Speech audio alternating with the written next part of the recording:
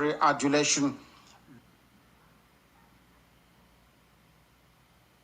This evening will not be an exception. Therefore, as always, we pray on this very platform. We say, Our Father, who resideth in heaven, hallowed be thy name.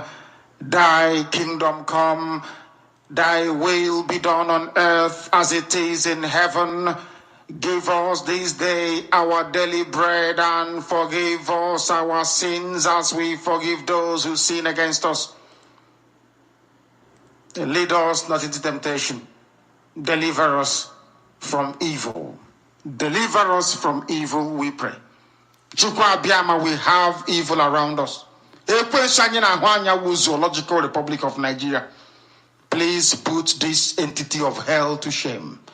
We are gathered this evening to listen to your word and to your gospel.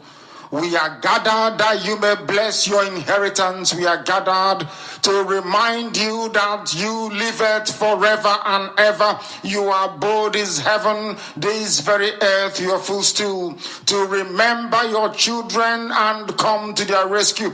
To look upon our affliction, our suffering, our pain and anguish. To look at us gnashing our teeth. To see the subjugation and the degradation your children endure on a daily basis at the hands of those who don't even know you, at the hands of those who are not worthy to be called your children. That wasn't your intention for us. That was not your plan, because you wish that we shall live in peace, in harmony with progress and development.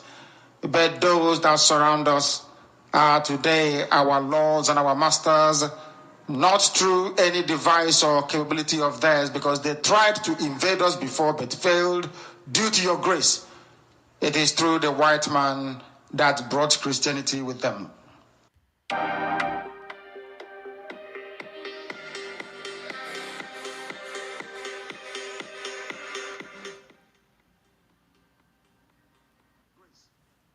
is through the white man that brought Christianity with them. They gave us the Bible, they handed us over to Quran. That is exactly what they have done, precisely what is against the rule book. We ask you to please come and be merciful. Chukwa Biama Binigwe, come and be kind to your children. We are here waiting earnestly for this very miracle that you are performing in our time. We must also thank you for all the wonderful things you have been able to use us to accomplish and to be able to do. Because all over the world today, there is Biafra everywhere. Without your mercy, without the fortitude and the grace which you gave to IPOB, Radio Biafra, the whole world today will not know about you and who you are. As we said, the more you bless us, the more we spread your gospel, the more humanity understands who you are. The more they will know your name, the more they will come to revere it. Because as we said, through us mankind shall see the light. That is why we are the light of the whole world. That is why we exist. That is why we have brought light where there is darkness.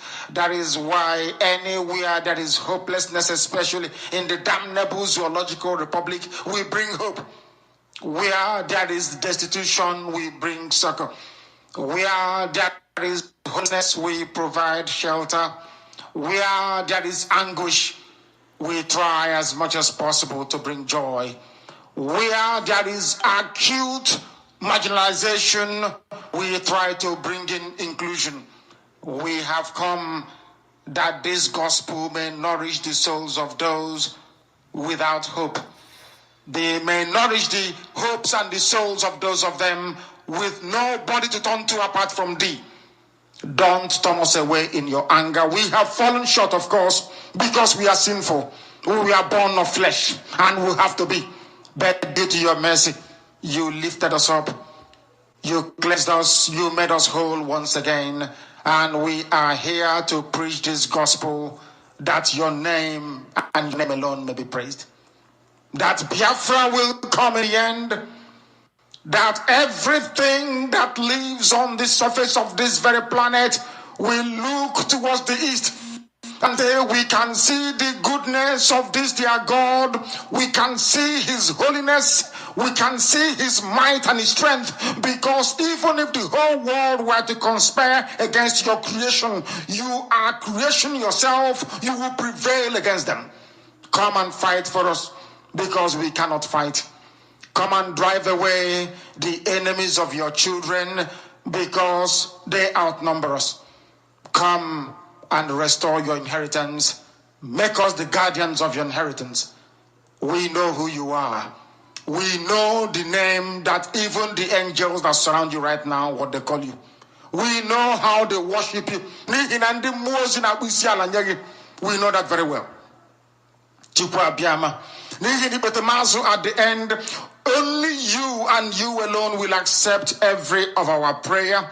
Anytime we bend down on our bended knees to pray to you, anytime we lift up our hands in prayer or in praise, anytime we cry for joy or in pain and anguish, because we are seeking one favor or the other before you, everything that we are today, that we were yesterday, unlikely to become in the future, we unremittingly and unreservedly hand over to you for your safekeeping, because we are nothing without thee.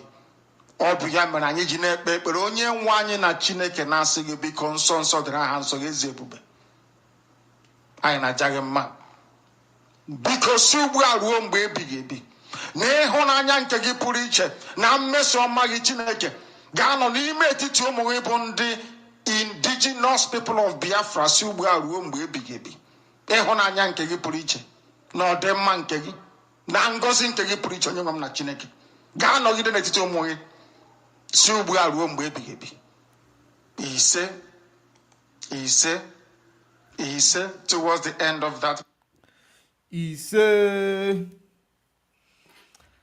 Good evening, good morning, good afternoon, great and wonderful people of Biafra, lovers of freedom all over the world. I greet you according to your time zone. While you are joining us, share the video, invite others to join wherever you are watching from. Share this video, invite others to join.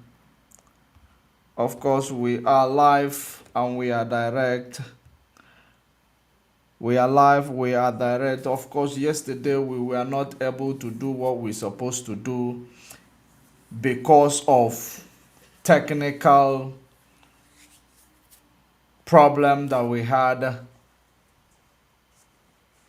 I just hope and I believe we are going to do better today. My apologies for that. They just kick us out. I could not connect back. I tried everything to come back, but I could not. But we are here again. The time now stands 6 minutes on top of the hour, regardless of where you are watching from. It is 6 minutes on top of the hour. If you check your time, you are 6 minutes on top of the hour. It means you are watching us live. And in Biafra land, the land of Elohim, where there is 0 latitude, 0 longitude, the time is standing at 6 minutes past 8 o'clock. We are 6 minutes late. My apologies for that. All right, great people of Africa, great people of Biafra, we welcome you while you are joining. Are you watching on YouTube? Kindly share the video, invite others to join. Are you watching on Facebook? Share the video, invite others to join. Click the like button. It is going to do well for us. We are back again to continue where we stopped. Of course, you have seen our poster where it talks about the first poster you see in front of your screen. The first one is the image of the UK Defense Minister. The UK Defense Minister who visited Nigeria, and he actually spoke with the ECOWAS with regards to what is going on in Niger Republic, because it is the center of their economic exploitation. So On the other hand, we are going to actually talk about it, break it down, and what is the reason why his visit to Nigeria and to meet ECOWAS, and what is it going to be like for the Niger Republic, because we know exactly what they are up to that in that region. And on the other hand, we were supposed to talk about the BRICS. If you understand, you will know that the BRICS bloc, during their summit in South Africa, they actually took up more members. BRICS Summit took up 6 members to add to the bloc. And those members they have taken up, we are going to actually mention them and the reason why. I know many of us will be wondering, why is it this specific members from the Africa to the to South America, from South America to the Arab nation, from Arab nation, I think yes, Africa, South America, and Arab nation. We're going to break it down for you, and of course, there is a topic we have there. Why did the president of Russia not make it to the BRICS Summit, where he loved so much? And is it connected with Prigozhin or whatever? But we're going to break it down and we're going to talk about it. And because we know the reason why we are going to be very sensitive when it comes to that. But don't forget, many of you might believe it is about the Roman status warrant of arrest on him only, but you will be surprised, maybe because he is not a signatory to the Roman statute, so a warrant of arrest does not is not applicable to him, except but it is applicable to South Africa actually executing it. But we are going to tell you the real reason why he could not risk it. And then, on the other hand, under the picture of the UK Defense Minister is Mazen Nnamdi Kanu, who is kept in the solitary confinement because the Britain decided to kidnap him through Kenya and then called Nigeria, which is their accomplices, to bring him back to Nigeria, because I know that Britain did not act it, physically, but they orchestrated the plan, because there is no one who could have given any, information about Mazen Nnamdi Kanu's travel to Kenya, other than the airport which he used, and the airport he started from Britain. So the security details was actually, exposed to Kenya. So that's why Nigeria was able to intercept Mazen Nnamdi Kanu. So of course, that is the reason why we cannot stop talking about it, because now you see that the UK Prime Minister is coming to Nigeria, and he is coming to Nigeria to talk about their influence. He's coming to Nigeria to make sure that the president of Nigeria does what they are actually installed him to do. So that is exactly where we are going to talk about it. But he is not coming to Nigeria to look for her citizen, to look for their citizen that is abandoned in a solitary confinement. I could remember when the Boko Haram captured the United States citizen, and I know how swiftly they went and to rescue their citizen without even them getting hurt. They rescued their citizen immediately, and I know that there is nobody who will intimidate US, UK, or any European citizen without any cause. Mazen Nnamdi Kanu is a UK citizen, but nobody is actually looking for him from UK because he is a black man, and he is among those who are not Homo sapiens. He is among those who are seen as Homo erectus, just like the way they see all of us. But when it comes to us doing them a favor, when it comes to us doing something that they want us to do, the dirty for them, They will actually come down from their high horses and address us like Homo sapien. But when it comes to them understanding that what is good for the East is as well good for the West, or what is good for the global South is the global North is as well good for the global South. They will not understand it that way. But when it comes for us to do their duty, they will know how to come and they will know how to actually build their manipulative agenda, and they will use it against us. Of course, we are buying it. We will not desist from talking about the upcoming court case of Mazen Nnamdi Kanu. Of course, we know that the court case is supposed to be sitting on the 14th of next month, 2023, which is September 2023, but apparently the court does not have calendar. Nigeria court does not have calendar for them to know the date they will fix a court hearing.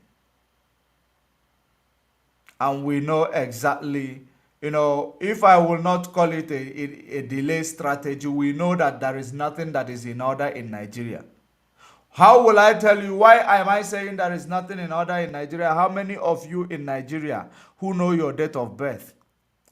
How many of you in Nigeria who know your date of birth? Because Nigeria does not have a system where they record the death, the birth rate, or where they record the people when they are born. Nigeria does not have such system. Everybody is taking up any age they want. That is the reason why when you see somebody looking like 100-year-old person, they are telling you they are 63. That is the reason why when you see somebody that is looking like 10 years old, they tell you they are 40. It is all about, lack of a political will to make sure that Nigeria will be fixed, because, of course, we understand that from the status quo, it is not created to be like a country. It is created to be like a zoo. And that is the reason why you will no longer see people knowing their age. Because if you go to the zoo, you will not see people knowing their age, animals knowing their age.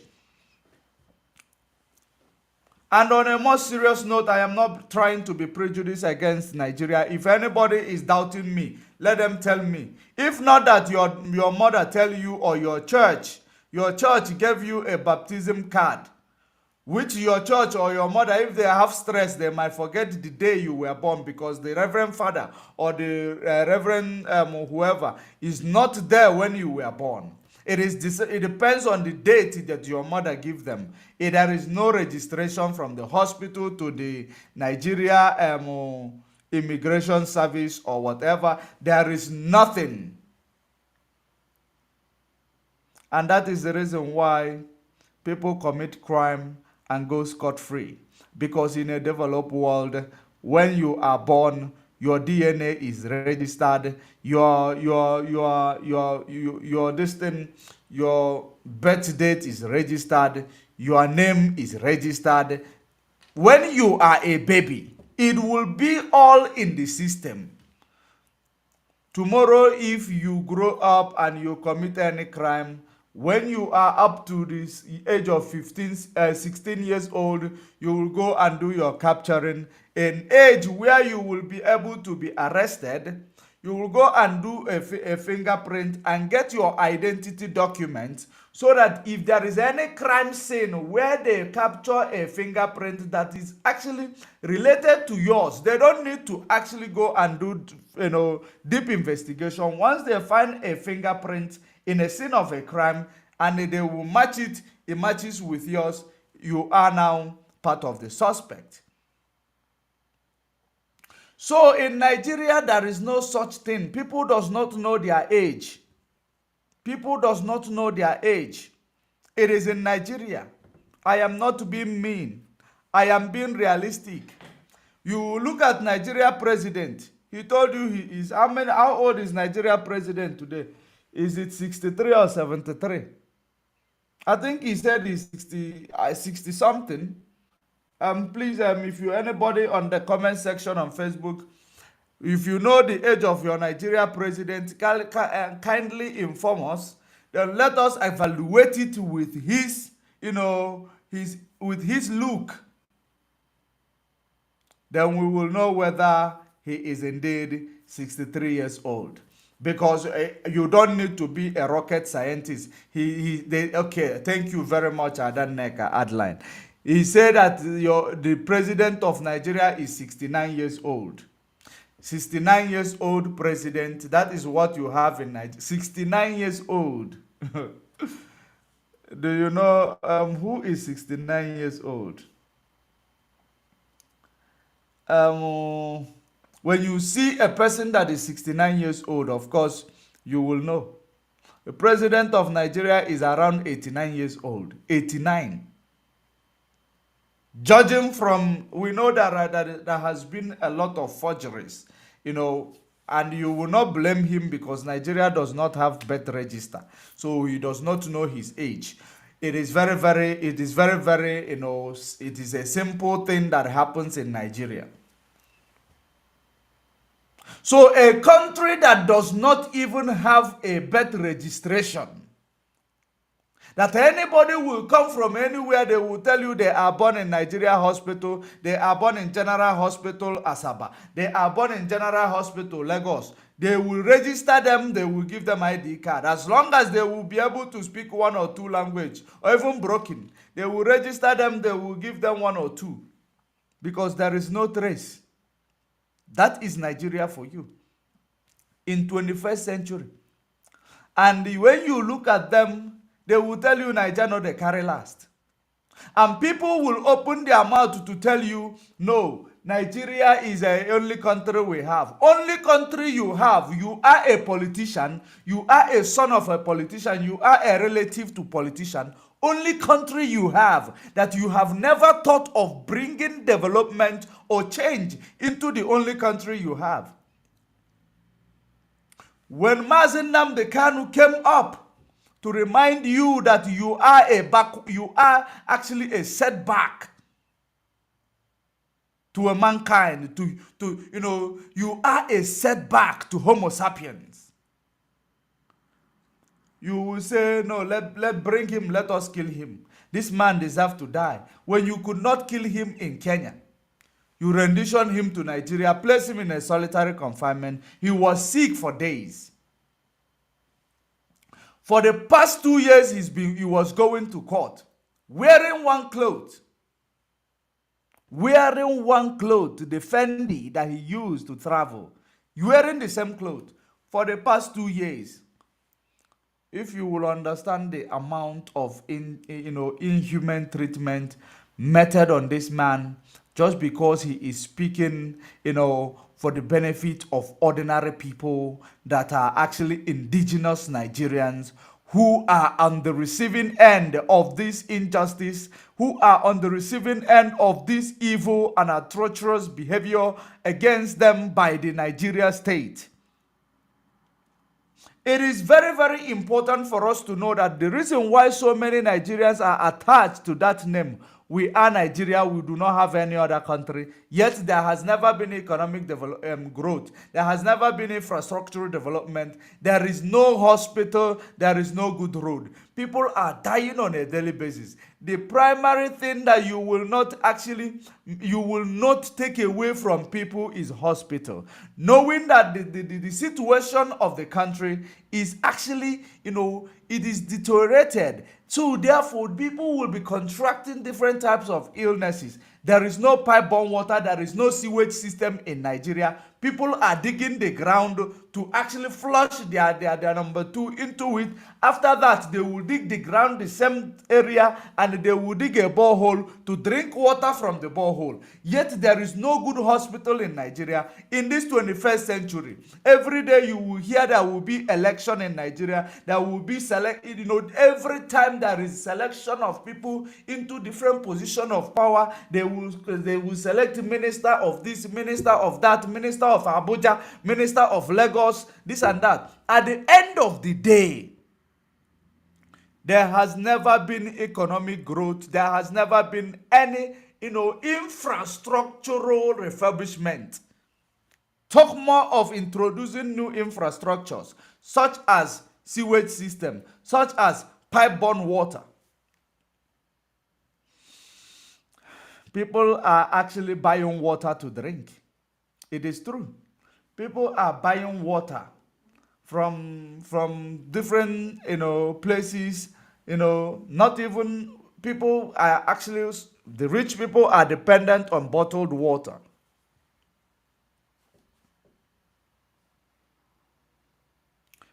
They are dependent on bottled water. People are selling sachet water, the water that is in a plastic.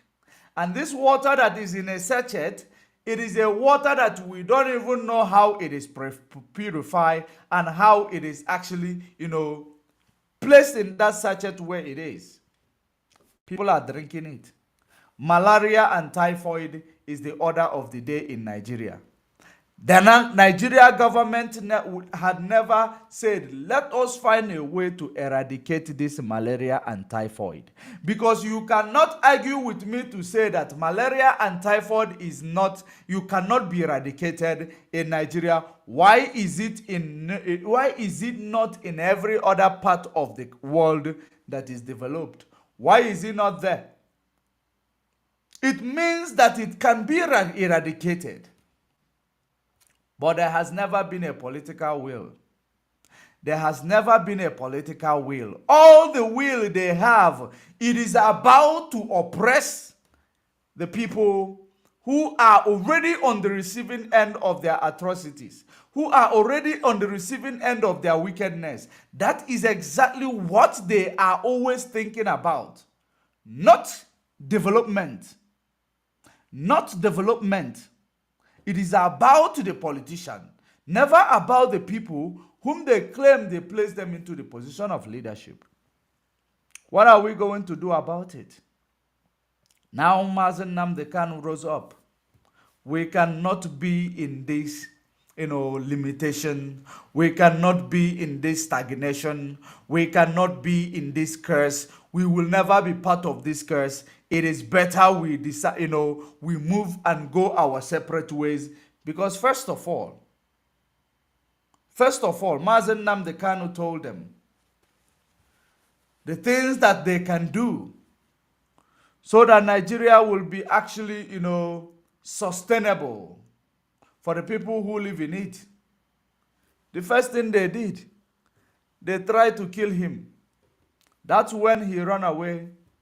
And they name it that what is the meaning of operation military? Saying that they are going for Operation Python dance. Operation Python dance, break into somebody's house, shooting sporadically. And they call it Operation Python dance. Kill 28 able-bodied men. Nobody has been held to account. Genocide that is committed against our people. And this 28 able-bodied man was killed in the quest to kill Mazen Nnamdi Kanu. And this man decided to take a bullet to make sure that he escaped that ordeal. And at the end of the day, they say he jumped bail. They claim that he jumped bail, but he is not declared a fugitive in any part of European country. He has been in Israel, he has been in Japan, he's living in UK. They have never declared him a fugitive, but they claim he jumped bail. That is what gave them the audacity to go to Kenya, to go and commit terrorism activities, to go and rendition this innocent man. From Kenya, after Britain leaked his security details to Nigeria, they went to Kenya, and they override every protocols that governs, bilateral treaty between nations. They override it. They went to Kenya. They took him. Even though Kenya does not have any bilateral treaty. They do not have extradition, treaty. So how then were they able to go into Kenya, even using a plane belonging to CIA, to bring Mazen Nnamdi Kanu back home to Nigeria? A plane belonging to CIA because he's a freedom fighter, because he is speaking for the development of black nations. That is the reason why they went and did all that, just to bring him and place him in a solitary confinement. Just for his gospel and the truth that he is exposing on a daily basis to stop coming out. Because the truth is the only thing that scares the evil people. That's why they will rush to kill you. That's why they will, whenever you are speaking the real truth, the only thing, if they cannot kill you, they put you in prison. That is exactly what we have made peace with. But they cannot kill us because they did not create us. That is one thing they cannot do.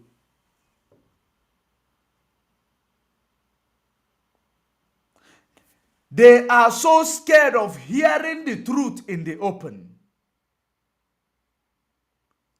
That is the reason why when we talk about African Union, we talk about ECOWAS, we talk about all these blocks, of people in Africa, you talk about them, you find out that these people, they are not actually representing anybody. They are representing their political appointment or political, they are representing their political ambition. Nothing else. Because if you look at the activities of these people, it is actually disgusting. You will ask yourself, all these resources that is coming out of your country, does it mean that these politicians cannot see anywhere any possible for them to utilize it to fix the country, even if they are going to steal? But they should not make us to know that they are criminal. Let them use it and fix the country, steal whatever they want. As long as people have infrastructural development, people have hospital, good road, school for their children, who cares how much they have stolen? But does not mean when we get to Biafra, nobody is stealing penny. But because it has actually deteriorated. To be fair, because they are used to stealing.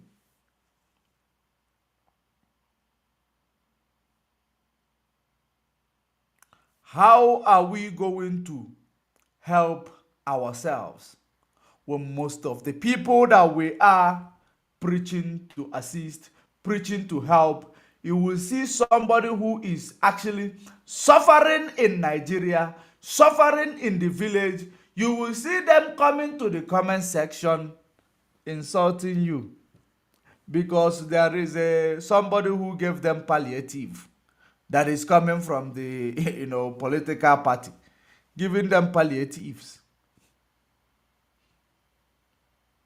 Or somebody gave them maybe 5,000 naira. 5,000 naira is not even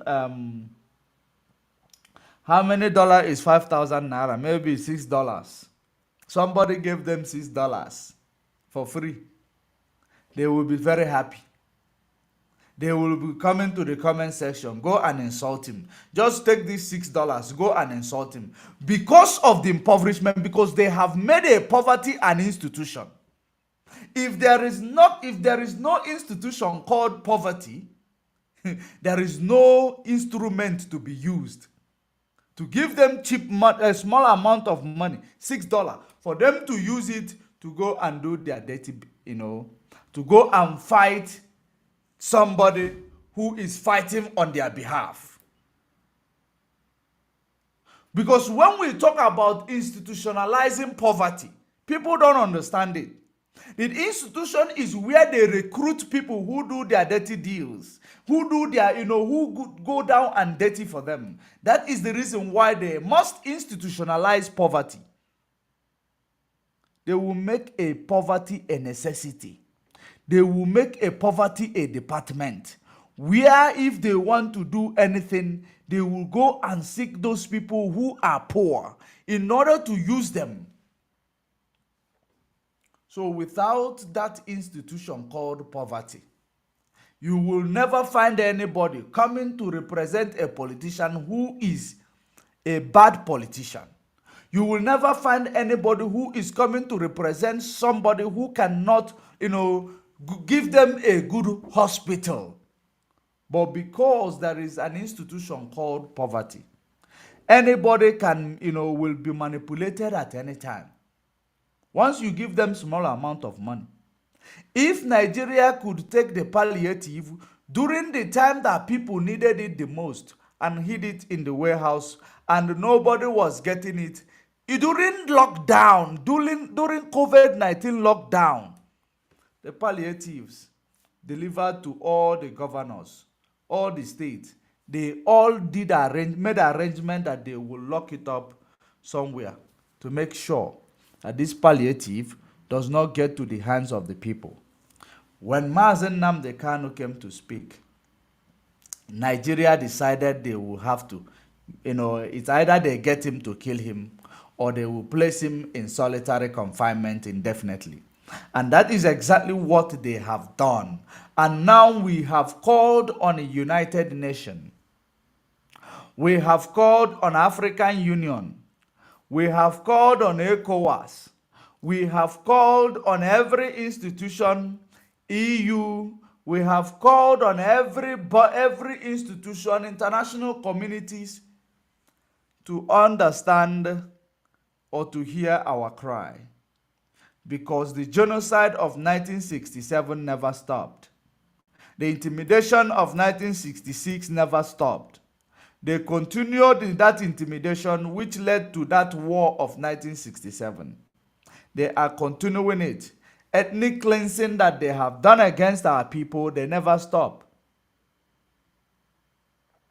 They plan to emasculate our people through Fulani, and they call them pastoralists. Mazen Nnamdi Kanu made sure that the plan did not establish. That is the reason why they want to destroy him. Because he stopped the terrorists from entering into our land. If you go into politics, that is the reason why there is nobody who will tell you they are revolutionary, but they will achieve it through politics. It is impossible. Politics corrupt. And that is the reason why the type of democracy that is being practiced in Africa, you cannot afford it. That's why there will be an external person who is going to fund some political parties. Just like what is going on in Zimbabwe today. There are people who are being funded by some Europeans. There is another party who is actually, fighting to stay in power. It is about, who is going to fund this political party. And anybody who is funding that political party is the one who is going to control them. It is the people that will have high influence in your country and they will be on the periphery. That has been the issue. You will never see them. But they are the one controlling the man that is controlling all of you. They are the ones giving decisions for the man that is giving decisions to you. That is the reason why democracy never worked in Africa. Democracy never worked in Africa. And that is the reason why for you to achieve any greatness from any organization that is being formed around the world, for you to achieve it, you must see beyond politics. You must look beyond politics. That is the reason why we are going to talk about BRICS. We are going to talk about BRICS and the implications of this politics that is going to be local politics that is going to be brought in front of the ambition in BRICS. Because Africa does not know how to play politics. It is always about, dependency. But now, if you look at what is going on, you will understand that Nigeria, whoever that placed the Nigeria president there, they are pushing them And if they cannot carry out what they are placed there for, you will find out there will be a lot of exposition coming up from nowhere. You won't see them coming. Because anytime they select you as a president, there is something that they need from you. If you cannot achieve it, you will step aside. But that is what we are going to talk about just now. But now, let us actually look into this. Before we go to the visit of UK Prime Minister, let us actually look into the BRICS bloc. There is something I want to go into this BRICS bloc because it will actually open our eyes to understand what will make Africa to fail, even in this new development of BRICS, which is going to help elevate Africa if they understand the type of politics and how to make use of their foreign policy. If they cannot understand the type of politics that is played around this type of organization, there is no way they are going to make it. Africa is a member of United Nations today, but they are not original member. They are not permanent member of the United Nations Security Councils. Yet they continue to go to that meeting anytime it is called up. Yet every year by year, how long United Nations Security Council was established, yet Africa has never been a member of it. That has been the problem. Why? Why is Africa not a member of it? Because Africa is a second and a third world country. How can a second and third world countries become a member of, a place, some place where it is about unipolar world, a founding of unipolar world that they are using to control and push their narratives? Now you will understand that the reason why the global south decided to come together to form this alliance called BRICS, you will understand it is because of the marginalization coming out of Western hegemony, because of the marginalization coming out of this unipolar world, because of the marginalization coming out of United Nations Security Council. That is the reason why the Global South decided that they will actually make a move that will change the narrative, that will change, things for good. And the same reason why they have come with the initiative of BRICS in the year 2000.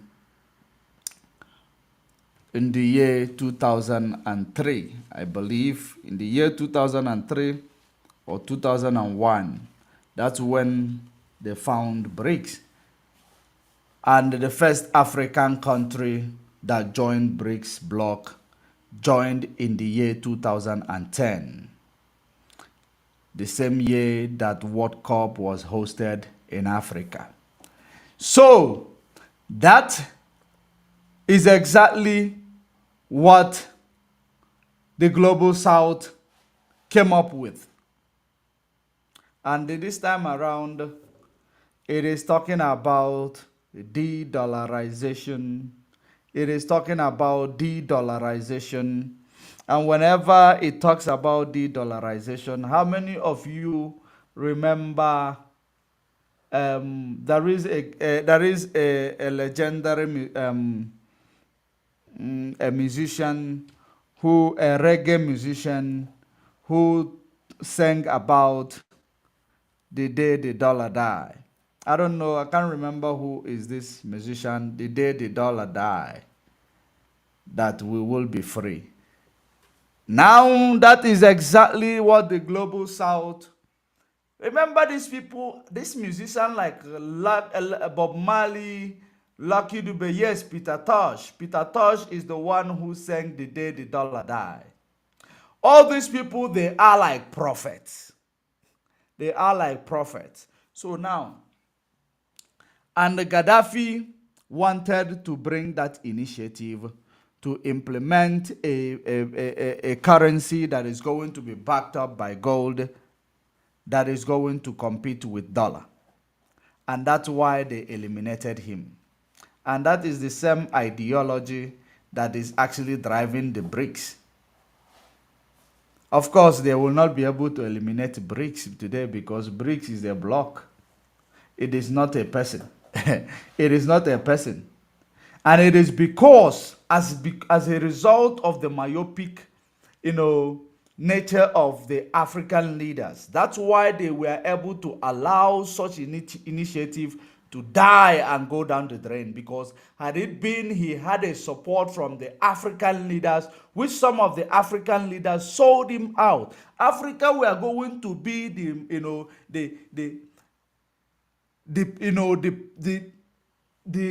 continent that will come up with this initiative that is going to dethrone the dollar, because it is going to be backed up by gold. And Africa, Africa countries, they have gold, a lot of gold. So let us go to these BRIC countries and find out those countries that they have actually admitted to BRICS. It was Peter Tosh, Chisom Onyike, yes, Peter Tosh. The day the dollar, the day the dollar died. The day the dollar died. It was Peter Tosh, yes. If you have access to your music, or to your Google about that music, The Day the Dollar Died. South Africa vs new BRICS countries, GDP, population and wealth. While South Africa has been part of BRICS since 2010, it has always been something of an outlier among its partners in the bloc. I sense that whoever that is writing, I don't know, but let's read. I don't know who is writing this.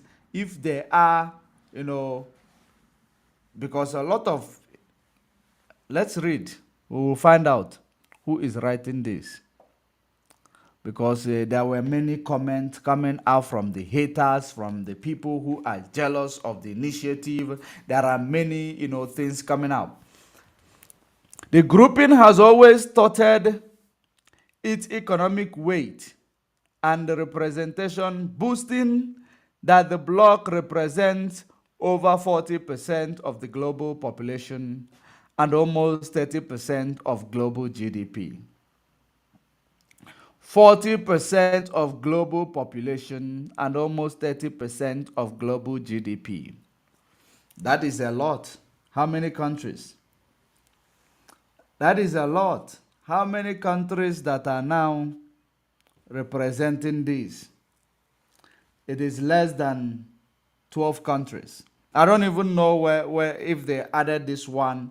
No.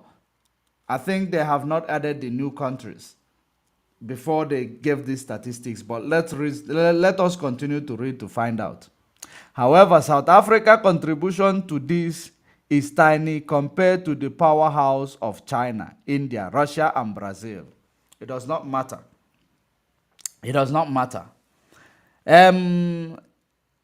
South Africa represents only 1.6% and 1.8% of total GDP and population covered by the original 5 members 2002 figures.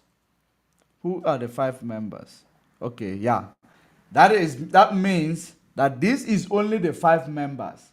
When they actually join the new administered 6 members, and measure the population, measure the global GDP, I believe the global GDP will come to at least, it will come to at least 45 to 50, 45% or 40%, because only Saudi Arabia, there is Saudi Arabia there, the oil industry is there.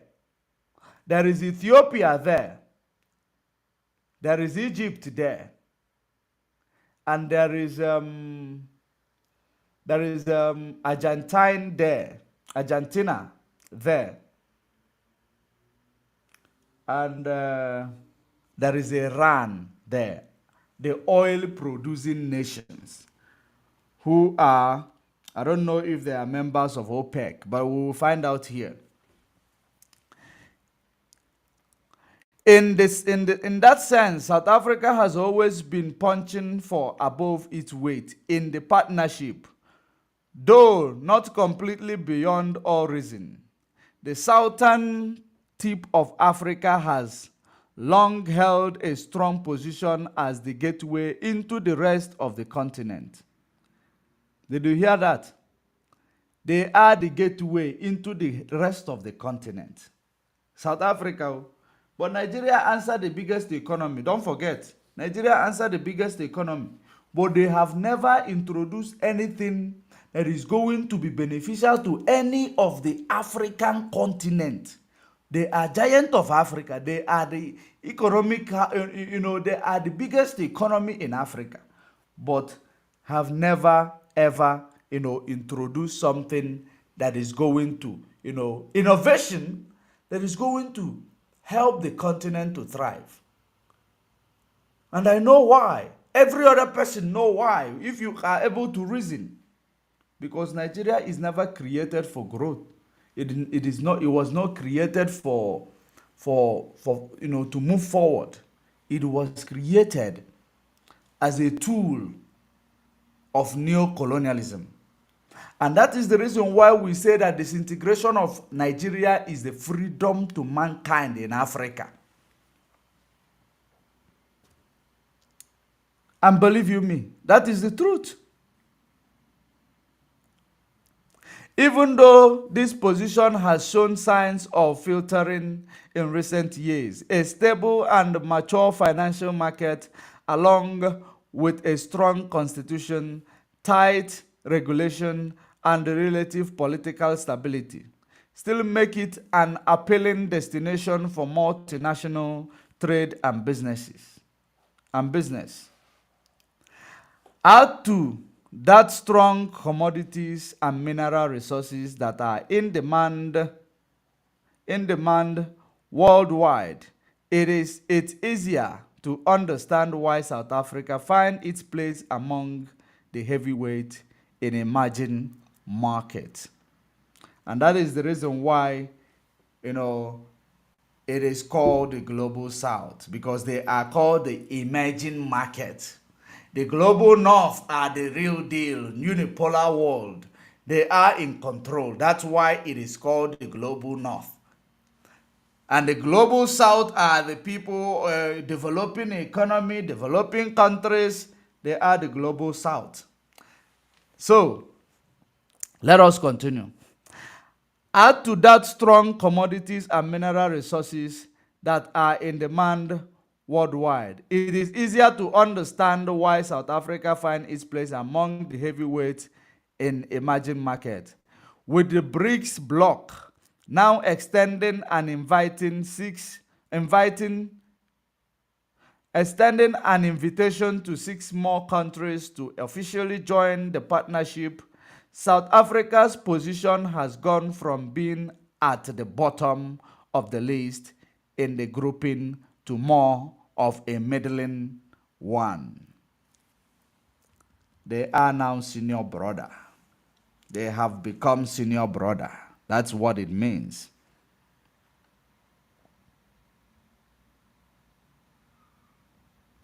South Africa is no longer the smallest economy in BRICS, but its position in the bloc isn't exactly showstopper. According to the World Bank GDP data, current US dollar. For 2022, South Africa's GDP of $405 billion is only higher than that of Iran, $389 billion, and Ethiopia, $127 billion. Four new members punch higher. South Africa's share of BRICS GDP has also dropped to 1.4%. China remained the dominant GDP representative among the BRICS nations, BRICS nation accounting for 62% of the total GDP. 62%. China is huge, man. No wonder Development Bank has surpassed the World Bank. Development Bank has surpassed the World Bank. China is quite huge. So, China, GDP of China is plus let's actually group it according to their GDP. Let's group the blocks according to their GDP. Then China is number one. GDP is 17. Okay, GDP is 61.6% in BRICS. Global is 17.9%. India, the GDP is 11.6% in BRICS. And in global, it is 3.4%. Russia, the GDP is 7.7%. In global, it is 2.2%. Brazil, it is 6.6%, while in the world, it is 1.9%. Saudi Arabia, the GDP in BRICS is 3.8%. While in the world it is 1.1%. Argentina, the GDP is 2.2% in BRICS, while in the global it is 0.6%. United Arab Emirates, GDP is 1.7%, while in the globe it is 0.5%. Egypt, 1.6% in BRICS, and in the globe 0.5%. South Africa 1.4% in BRICS and 0.4% in the world. Iran 1.3% and in the globe 0.4%. And Ethiopia is 0.4% and 0.1% in the globe. And totaling it 29% of the global 29% of the global GDP, including all these new members that has joined BRICS. They are now almost 30% of the global GDP, which means they joined it from the beginning. So 30% of the global GDP, and they are only 11 in number.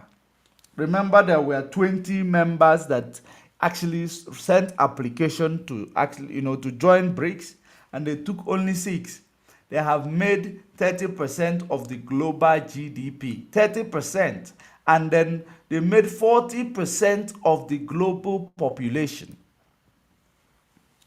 It is actually, the growth is actually amazing. The growth is amazing. Similarly, South Africa population is also no longer the smallest served. This is now the United Arab Emirates with a population of over 9.4 million. The United Arab Emirates is 9.4 million. 9.4 million. Population of United Arab Emirates, 9.4 million.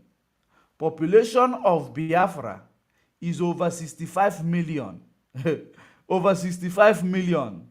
But when we are calling to be a nation, it becomes a problem in the eyes of the greedy world. But we are going to be a nation. There is nothing that is going to stop us. That is something that is very, very important for the world to understand. 9.4 million made United Arab Emirates, but Biafrans are more than 65 million. Even though, even though the statistics they are releasing, they call that the Igbos are 45 million, which is a lie. If they don't want, if they want to actually confirm, let them do a census. Why did they run away from the census they're supposed to conduct in 2022? They run away from it because we made sure we told our people to go back home. They run away from the census. But if they release their statistics, they say we are 45 million. You will be asking yourself, where did they get this number from? Where did they get this number from? The last time there was census in Nigeria was was when? Was it 2000 and so I might not get the date, but if it was more than 10 years ago, where there was a census in Nigeria, which was manipulated in so many areas, it was manipulated, including when it was it was also used to manipulate census in Biafra land. Now, if you understand it, and you will know that the census they wanted to count in 2023, in 2022 by impostor in Asorok, they postponed it because they know that our consciousness is actually, awoken. They will no longer, manipulate anything because we are counting with them. That's why Buhari ran away from the census. Maybe Britain told him, don't go there, don't go there. These people are the biggest number in that 200 million in Nigeria. Don't go there so that you people will continuously be rigging your election. That's why they couldn't count the census. What is the reason why for the postponement indefinitely of the census? But let us continue. That is a digression because that reminded me something. Now, however, United Arab Emirates is a population of just over 9.4 million. However, just as was the case with GDP, South Africa's population coverage is still one of the smallest in the new bloc, with an estimate of 60 million people in 2022. South Africa's population is only bigger than Argentina, Saudi Arabia, and the UAE, with the other three new members coming in higher.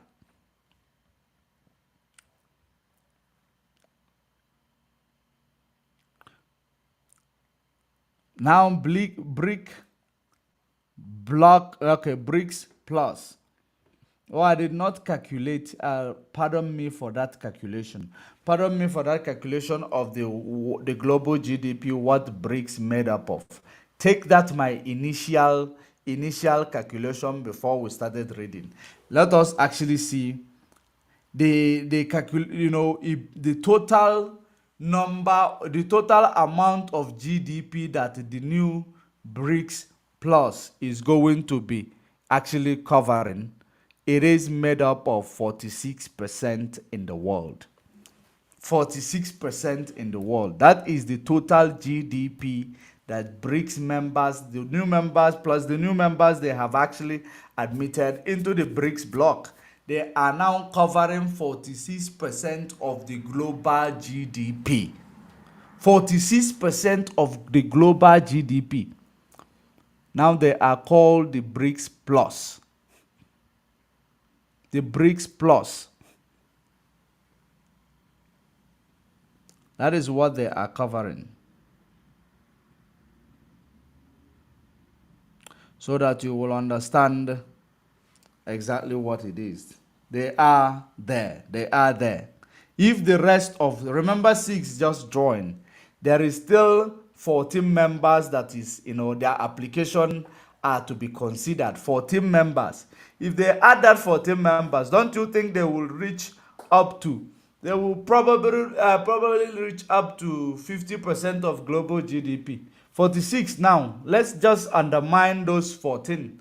Let maybe undermine the 14 candidates that are coming. We will give, if you give them that 14, there is no way it will not reach 50 to 55 percent of the global GDP. If it reaches 50 to 55% of the global GDP, that means the world is on their side now. And now you will start singing the day the dollar die. The day the dollar die. But now what I am actually, what I actually feel, believe that it is going to be more easier and obtainable for the BRICS bloc is going to be everybody use their local currency to trade. Instead of having a currency that is going to, if everybody within the BRICS bloc amongst them, let them use their local currency to trade among each other. I think it is going to make it easier for them instead of actually hoping to bring that currency. Otherwise, they bring that currency, let all of them start using that currency as their local currency. So that there will be nobody who will rise up and say no. Maybe they decide to use yuan, which is Chinese currency, to be a BRIC currency. Then tomorrow you don't know people, and maybe they will change tomorrow, and the things will become different. So I believe it is going to be very, very beneficial for every member of the BRICS bloc, having seen that no, this is the problem you are facing with the dollar that is owned by the United States alone. Let us start trading with our local currency amongst ourselves. It is part of dethroning of the dollar. And that is also going to fight inflation. It is going to fight inflation. Anybody who wants to trade on your commodities, they should trade with your local currencies, not with any other currency, so that people will be looking for your currency. Your inflation and your inflation will automatically go down, and your monetary value is going to go up. You see those BRICS, those currencies, those countries that are in BRICS, their money will have weight, even close to the dollar. But they will no longer stand and and an ant next to lizard, which is dollar. Dollar is a lizard, then your currency is an ant that lizard will just eat up. If you start trading in your various currencies, instead of actually depending on one particular currency to use as a trade, I think it is going to boost your economy. It is going to give value to your currency. I think it is the best way to do it. Since Brazil have already started trading with their own currency, I think every of the BRICS members in their blocs should start trading with their currencies. I think it will bring more equity into that organization. It is going to drive more equity into the organization. But let us continue. GDP and population aren't a clear-cut indication of size, however, but expressed on a per capita basis, things become a bit clearer. For example, while India has a massive population and far greater GDP contribution, it is actually the second poorest country in the bloc when that productivity is spread out. South Africa, by comparison, is in a much better position using this metric, coming out in the middle of the new pool of countries. Okay. Adjusted for purchasing power, the ranking remained mostly the same, with the exception of Iran moving ahead of South Africa and Brazil, which is okay. GDP per capita. When you talk about United Arab Emirates, GDP per capita in the BRICS bloc is 53,758 US dollars. 53,758 US dollars. 53,758 US dollar per capita. Don't forget to per capita. It's a lot of money. And then the GDP per capita in their global stage is 87,729 US dollars. Then you go to Saudi Arabia, 30,436 US dollar per capita, and go to your global stage. Inside BRICS, then you go to globe, it becomes 59,065 US dollar per capita GDP. And Russia is 15,345 per capita and 36,484 per capita. Argentina is 13,686 per capita, the GDP, and in the world, Argentina is 26,504 per capita. And then China is 12,720 GDP per capita, and then 21,000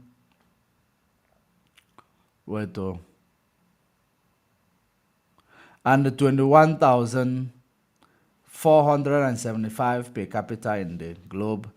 Brazil is 8,918 GDP per capita, and then 17,821 per capita in the world. South Africa is 777,000 dollars per capita and 15,905 per capita in the world. And Iran, 4,388,000 dollars per capita and $18,075 in the world. Egypt is 4,295 per capita in the BRICS and 15,091 in the world. India, 2,338 per capita and 8,379 in the world. Ethiopia, $1,027 per capita and 2,801 in the world. So this is when you break it down. When you break it down, initially was, when you break it down, then you will get these numbers. You will get these numbers. This is actually when you, the last one I normally call is the GDP per capita for every other nation. And this is, when you look at these numbers, even Ethiopia is the smallest, but their GDP per capita is 2,811. Then you compare it to, Ethiopia is not a very rich country. Now, why did they add these countries? Let us actually go there. Why did they choose to add these countries? You see Saudi Arabia. Saudi Arabia is a good oil producing nation and they are doing well. Iran they have oil reserve, the big oil reserve, Iran. So they are doing great when it comes to that oil sector. And then when you go to United Arab Emirates, they also have their own oil. And then you come to Africa. Let's actually focus on Africa. The reason why they decided to select Ethiopia is actually they are managing their economy. They are managing their economy great. Ethiopia is not a very rich country, but they are doing well. They are managing their economy very well. When you look at Ethiopian Airline is one of the stable and best airline in Africa. Will I say best airline? One of the most best managed airline in Africa. That is the Ethiopian Airline. So they are actually managing their economy very well. That is the national carrier in Africa that has never had, it doesn't have a lot of issues. If you think about it, national carrier airlines across Africa, Nigeria does not have airline. Nigeria does not have airline. And most of African countries does not have airline. And if I remember vividly, South Africa Airline was under liquidation. So Ethiopian, they manage their airline very well. So they are managing their economy as little as it might be. They are managing it good. That is the reason, part of the reason why they were taking in Egypt. Egypt is one of the, actually, if you look at Egypt today, it was one of the most advanced countries in Africa. Okay, South Africa is they are advanced economy. South Africa is the most advanced economy countries in Africa and industrialized country in Africa. That is South Africa. Egypt, they have a great military power in Africa, and they are also very advanced in their economy, but not above South Africa. So South Africa is the best in Africa when it comes to advanced economy and industrialization. So that is the reason why, part of the reason why I believe they have chosen Ethiopia. They are good in managing what they have, very good in managing what they have. And then they choose Egypt. Egypt is the nation that is actually, stable, nation that is stable, and in Africa. Apart from the nations that are not interested from sub-Saharan like Nigeria, because they are romancing and dining and being a lapdog for the unipolar world. That is what Nigeria is doing. They don't want to actually find their feet, and they will never, because they are owned. They are not independent. That is one thing that we need to understand. And then Iran. So if I don't know if these oil producing nations, if they are part of OPEC. I forgot to actually check if they are part of OPEC or members of OPEC.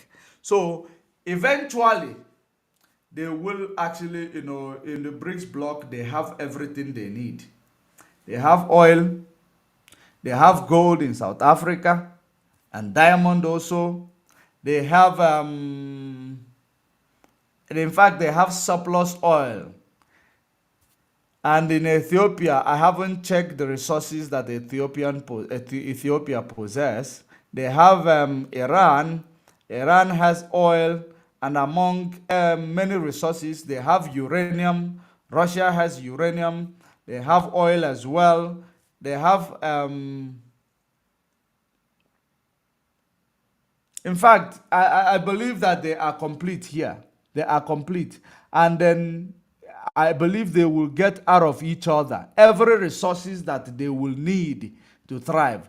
They will eventually get it out of each other. That is something that is very, very important in this BRIC bloc. Now, if these people are able, they have technology. Above all, they have technology, because Chinese represent technology, India represent technology, Chinese represent, even though it is called emerging market, India and Chinese, they are going to be the center of the industry of the world very soon. They are already. Chinese is already. India is going there. So they will have everything they need, to the extent they will no longer have a need to go for the unipolar world to help them to do everything. Rather, they will be manufacturing, and the unipolar world will be, importing. They will be buying from them.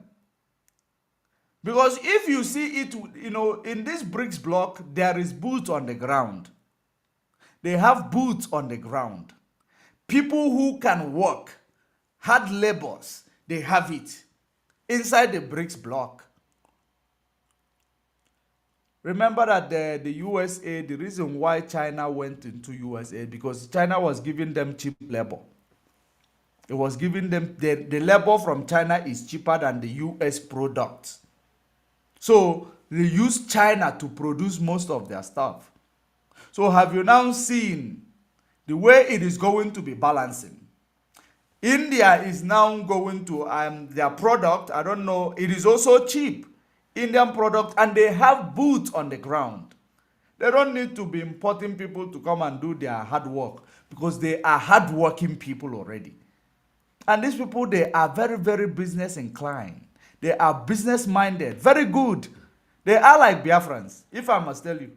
Indians, they have that mindset like Biafrans. It is just that we have never handed any opportunity to show the world what we are made of. We have the mindset of, Indian, and we have also of China. So if we can join them together, imagine what we can, actually, achieve in the world.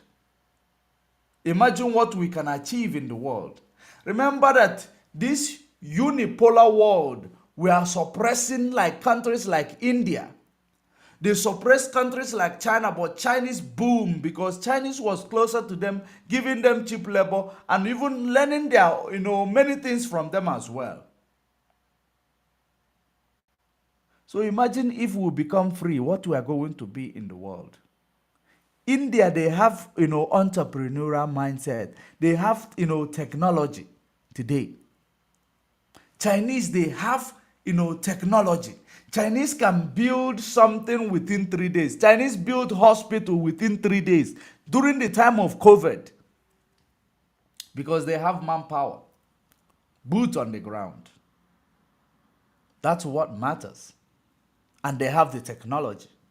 So if I was a member of BRIC from Africa, if I have a resources, we know very well that in China, they need copper. Chinese, they need copper very much. They need copper. And I believe that South Africa, they have copper. If they have copper, I believe that since Chinese need copper and South Africa need technology, let us do trade by barter. Let's do trade by barter. Technology that manufactures many things, including bombs, including weapons. The technology, bring it to us. Let us actually not go to theory school. Bring it to us. Practical school. So that we will get from that, knowledge. We get from that knowledge. Maybe since you need the copper, we will be counterbalancing with this our copper because you need it and we have it.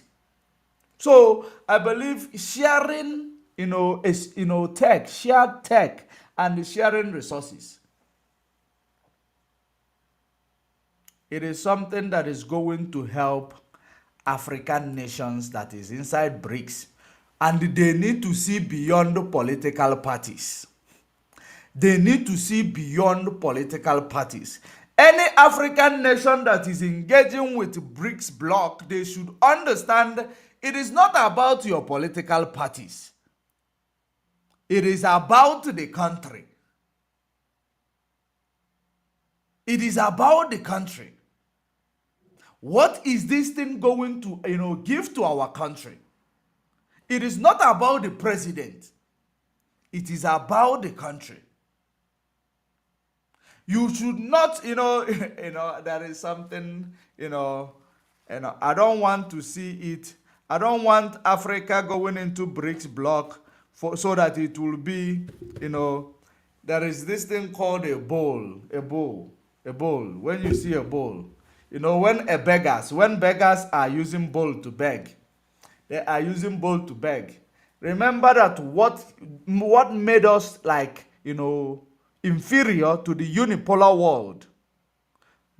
What made Africa so inferior? Because we are always begging. We are always receiving. We are always on the receiving end of their fundings. We have never brought anything on the table. Because if we start bringing things on the table, instead of being a recipient of something other nations bring on the table, I think we are going to get more ground better in every organization we are part of.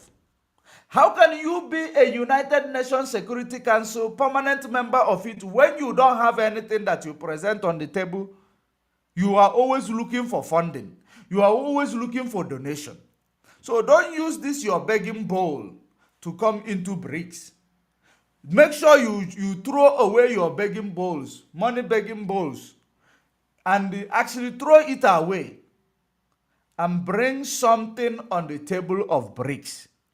Because we have seen, we know there is now, there is now equity here, and that is the reason why you can see them holding hands and, holding hands and congratulating each other. That's what we are seeing here. But it is very, very imperative that you, as an Africa that is going to be member of BRIC or BRIC Plus, make sure you bring something on the table. Don't always be the beggar, because blessed is the hand that giveth than the one that taketh. If whenever you want to beg, you remember that quotation in the Bible. Blessed is the hand that giveth than the one that taketh. Because you cannot come from the West, from their begging, and you change your begging scheme and go into this organization only to beg.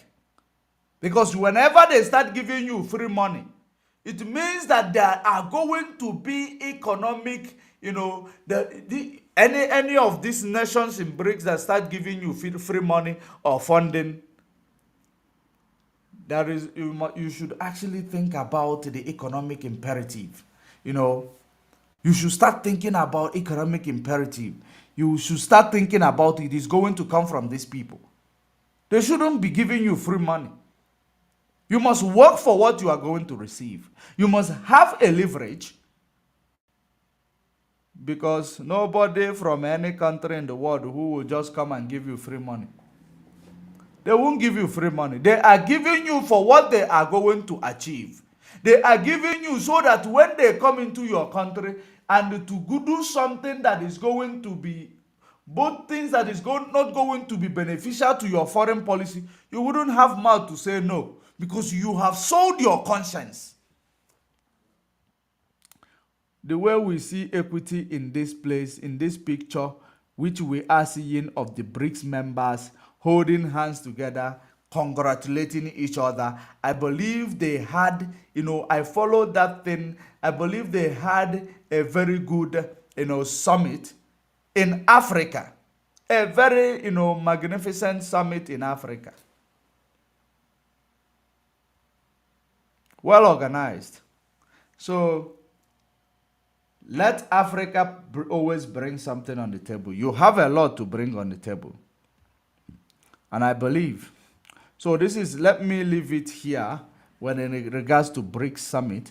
Now, what is the reason why Putin missed, coming to the BRICS Summit, which he loved the most? Because Putin loved BRICS very well. Because if you look at it, it works in the favor of these people, which dollar embargo is on them. There is a dollar embargo on Iran. There is a dollar embargo on Russia. And there is a dollar embargo on Cuba. There is a dollar embargo on which other country that is part of them? So no, those ones that I have mentioned, there is dollar embargo on all these nations. So the BRICS will help them. And now when they start trading with their local currencies amongst each other, it is going to help them to even thrive the more. Now, what is the reason why Putin did not make it to BRICS? Because we knew, we know that he would have come to BRICS, regardless of this Roman status warrant of arrest called ICC warrant of arrest. He could have made it, but what was the reason why he did not make it? Remember, 3 months ago, there was a mutiny that was led by Yevgeny Prigozhin, which is the leader of the mercenary group called Wagner. And this Yevgeny Prigozhin, the guy is extremely rich with a very high influence, and he could easily be used to infiltrate Russia. And this Yevgeny Prigozhin He has a very high influence in Africa. And even though he has exploited, he's even exploiting some African nations in the name of giving them military assistance. He has oil well, I believe in and one of these countries in sub-Saharan Sahel Africa. He has oil well there. He actually he exchanged with gold. He exchanged with oil when he give you military assistance. So he is very, very affluent. He is very, very influential. So immediately after Yevgeny Prigozhin and his mercenary group captured Bakhmut, Yevgeny Prigozhin decided, I don't know what came into him. He led a mutiny into Russia territory. He shot down, I believe, 2 planes belonging to Russia. Two of them. He shot down 2 of them, claiming that they were under-equipped during the war, that his members died. That was the excuse Prigozhin gave that gave him the attitude to lead a mutiny against Putin. Putin is one, or no, part of the person, is one of the, Putin made Prigozhin whom he was. Or whom he was, because he's in the past. He gave him whom he was. He was actually Putin's chef. He was a chef to Putin. Prigozhin was a very naughty kid who went to jail, I believe, at the age of 9. He went to juvenile at the age of 9 because he was committing some crime before they actually, after that, he started being a chef. He was cooking for Putin. From there, he was recruited into being a mercenary, into have a military training, a special military training. And then he was made the leader of this mercenary group called Wagner. And most of the reason why the developed countries, they will always have mercenaries, it is all about if they go to war, if there are some, war problems, war crime that is committed there, they will say it is on the mercenaries, it is not on the national,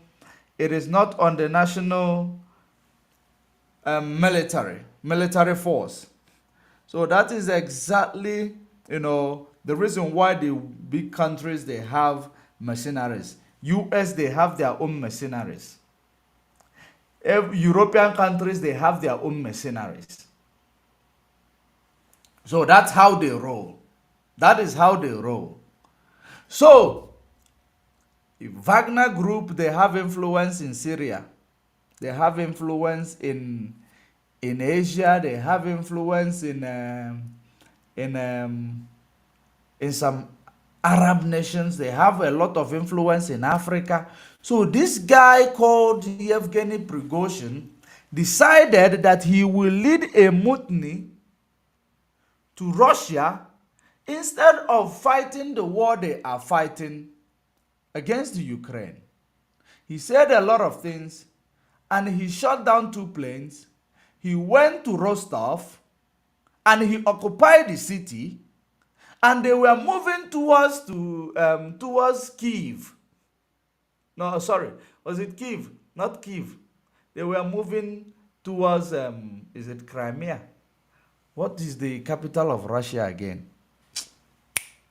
They were moving towards the capital.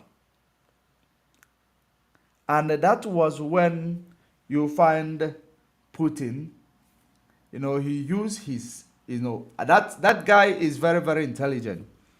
That guy is very, very intelligent man. He was able to pull all these their plans. He was able to neutralize it because he knows if he goes to fight, he is going to lose because he's going to fight inside Russia. Rather, he gave them olive branch. and they followed that olive branch because they were unprepared. That mutiny that he led was unprepared. I don't know what came over him. I don't know who advised him. He was actually looking for the Russian military commanders to kill them. So at the end of the day, they were given olive branch to go to Belarus. Even when the military and our special police force invaded the Prigozhin home in Russia, Moscow, yes, thank you. Moscow is the capital. So even when they invaded the home in Russia and found a lot of money, Russia president told them to take back the money to him, to his place. They gave him back his money. So the Russian president was cool with him. So now, who killed Prigozhin? That is the question. And then, before we get to the question, the reason why Russia president could not move out of the, Russia to travel out, it is because of that uncertainty, because there has been a push for the coup, for there to be a coup in Russia so that it will neutralize Russia. And that push is coming from the West. There is every plan to make sure there is a coup that will take place in Russia. As a wise man he is. Remember that for a coup to take place better, once you leave the position of office and go somewhere, maybe by the time you are coming back, they will tell you, no, you are no longer in charge. Because before you leave office, you will hand over to somebody. You will hand over to somebody, and that veto power you have given transferred to that person to be the leader of this country. Just hold this leadership for me. Let me go and come. By the time you come back, it is no longer yours. Like they did to Buhari. No wonder he died and he's still the president in Nigeria. Because he traveled. By the time he came back, they told him it's no longer you. So that's why he died and continued ruling. So that is exactly what happened. It is not as a result of the warrant of arrest that was issued by which country has the stomach to actually arrest Putin in their country. Because by the time Putin will arrive even in South Africa, submarine will be in the sea of South Africa, which nobody is going to see, with his special forces. If not the plans if it was not the plan to make a coup, and Prigozhin is the only man who is powerful enough to be used for that coup. If not that, I believe he was going to come to BRICS Summit. And then if you go to that BRICS Summit, then his submarine will be in the sea of wherever he is going to go. Then once they give a signal that he is being arrested there, you will see a bomb somewhere. You will see a bomb going off somewhere. When you see a bomb going off somewhere, just a warning bomb go off somewhere, then you will know, this man is prepared. Who are you not to leave him? Who are you? Remember, submarine, we know that they will not be able to fire a nuclear weapon from Russia to Africa. They will not fire a nuclear weapon from Russia to Africa, but they will be able to take nuclear warhead through the submarine and arrive in your sea. Arrive in your sea undetected. And you are arrested the man. Who are you? They never born you. And it will happen in the African continent. I laugh. When Roman ICC and this thing was pushing South Africa that they should arrest Putin. When I listened to it, I was laughing. We know exactly that the reason why he could not travel, he actually canceled his travel. It is not because he is scared of who is going to arrest him. He was not scared of who is going to arrest him. He was scared of who is going to overthrow him. He was a man with a very, he has brain. Now, the fear that made him not to attend the BRICS Summit he loved most, because it is an olive branch, even though he is one of the most powerful members of BRICS, it is extending olive branch to him because of the embargo on him, because of the isolation that we want to place on him. And he was willing to come and to show the world that he can go to Africa. He was willing to go to Africa. He was willing to honor his invitation. But because of such thing, when your house is on fire, you will not be looking for a mouse. So that is the reason why he decided to secure his seat first. Now, coming down to the death of Prigozhin. When it comes to the death of Prigozhin, Prigozhin was one of the 10, people that died in Boeing 737, I believe. Was it Boeing 737? What was the aircraft that he died on? Which is that aircraft now?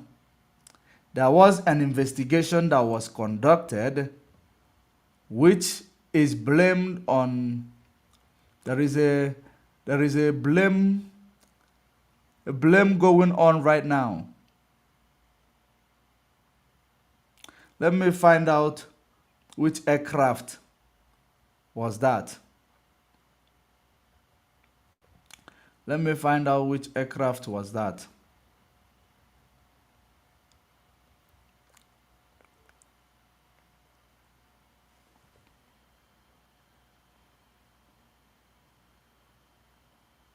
Because MI16 made a statement. MI16 made a statement about the aircraft crash.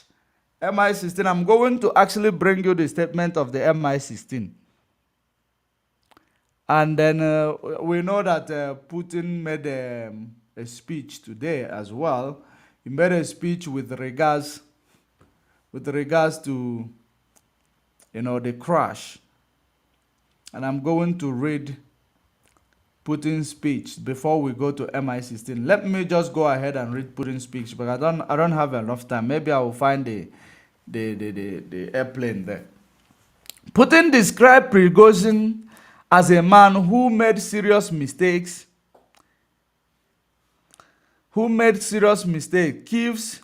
Kiev commandos stage raid in Crimea. Okay. Kiev commandos stage raid in Crimea. Okay, this is another link.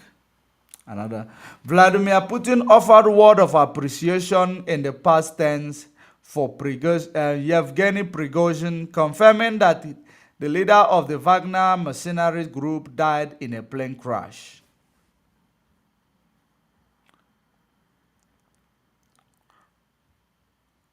On Russian state TV, Putin described Prigozhin, who staged an unsuccessful mutiny against the Russian president's military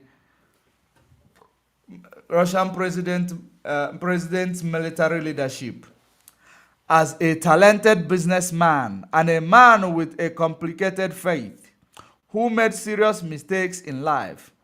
In Ukraine, its commandos staged a raid in occupied Crimea in a symbolic move on the nation of Independence Day, as more of Kiev forces pressed a counter-attack on the mainland that I think is a different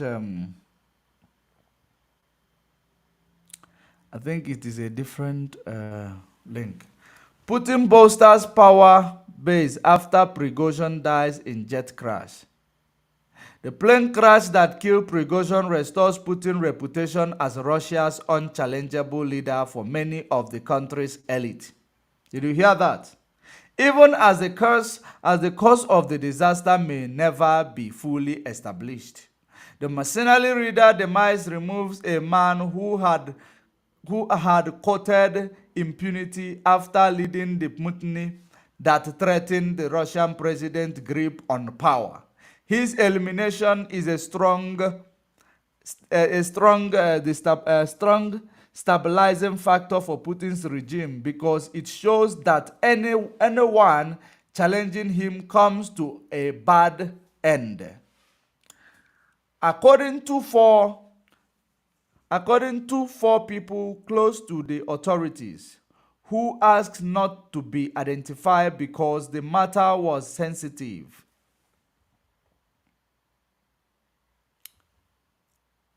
Earlier assessments by the US indicate that Prigozhin killing was an assassination that probably had Putin's approval. According to a US official who discussed the preliminary appraisal on condition of anonymity, the official said that the plane may have been destroyed by a bomb on board. It was destroyed by a bomb, may have been destroyed by a bomb on board, not a surface to air missile. In Putin's first comment on the crash, the Russian president said on state TV that preliminary information said that some Wagner employees were there.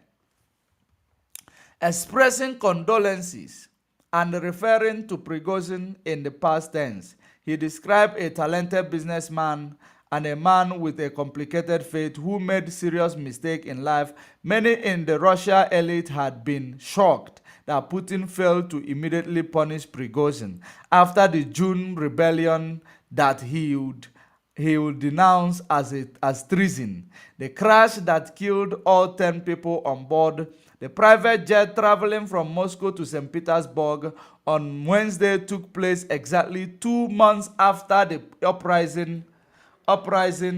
The president said had brought Russia to the brink of civil war. A lively, energetic, and idea-filled Prigozhin was undoubtedly a working issue for the regime, embodying Putin's political humiliation, said Tatiana Stanovaya, founder of the political consultancy R-Politik, for significant portion of the politicized conservatives public. Prigozhin's death is well-deserved outcome. The UK was working on the assumption the plane was brought down deliberately, although the exact cause of the crash is still not clear. An official said that the Russian investigation appeared to be examining the theory of a bomb on the plane. They said Russian authorities were believed to have sent genetic material for testing in Moscow, and no formal identification that had been made yet. The official added, investigators are seeking to question anyone who had accessed the plane while it was in an airport hangar in the days before the flight. To be sure, not everyone in the Russian elite is genuine. Not everyone in the Russian elite is sanguine about Prigozhin's downfall. His disappearance deepens a sense of fear by showing nobody is safe in Russia now, according to two people with links to the authorities. Prigozhin's earthy language made him popular with many ordinary Russians, and his willingness to visit and talk to the relatives of deceased Wagner fighters contrasted strongly with the remoteness of Putin and other top officials. People brought flowers on Thursday to makeshift memorials in St. Peter's and the southern city of Rostov, where he actually, took took over during the rebellion. It's unclear who will take charge of the thousands of Wagner fighters after both Prigozhin and his number two in the organization, military Uktin, were listed among the passing of the plane. Now, let me actually, let me just reserve it here. Let me reserve it here. Now, the lesson to learn here, it is not who fired the first shot that will win a battle. Just like Nigeria is firing all their shots against Biafrans. And secondly, using an infiltrator. And the infiltrator who has named himself even everything, using the name of IPOB, using the name of Mazen Nnamdi Kanu, who is in a solitary confinement and committing every atrocities they are committing in the name of IPOB. And they are believing that, they are firing the first shot and they believe they are winning because they are being used by external force. And the external force that they are being used by will never save them when the page of saboteurs are going to be open. That is one thing about it.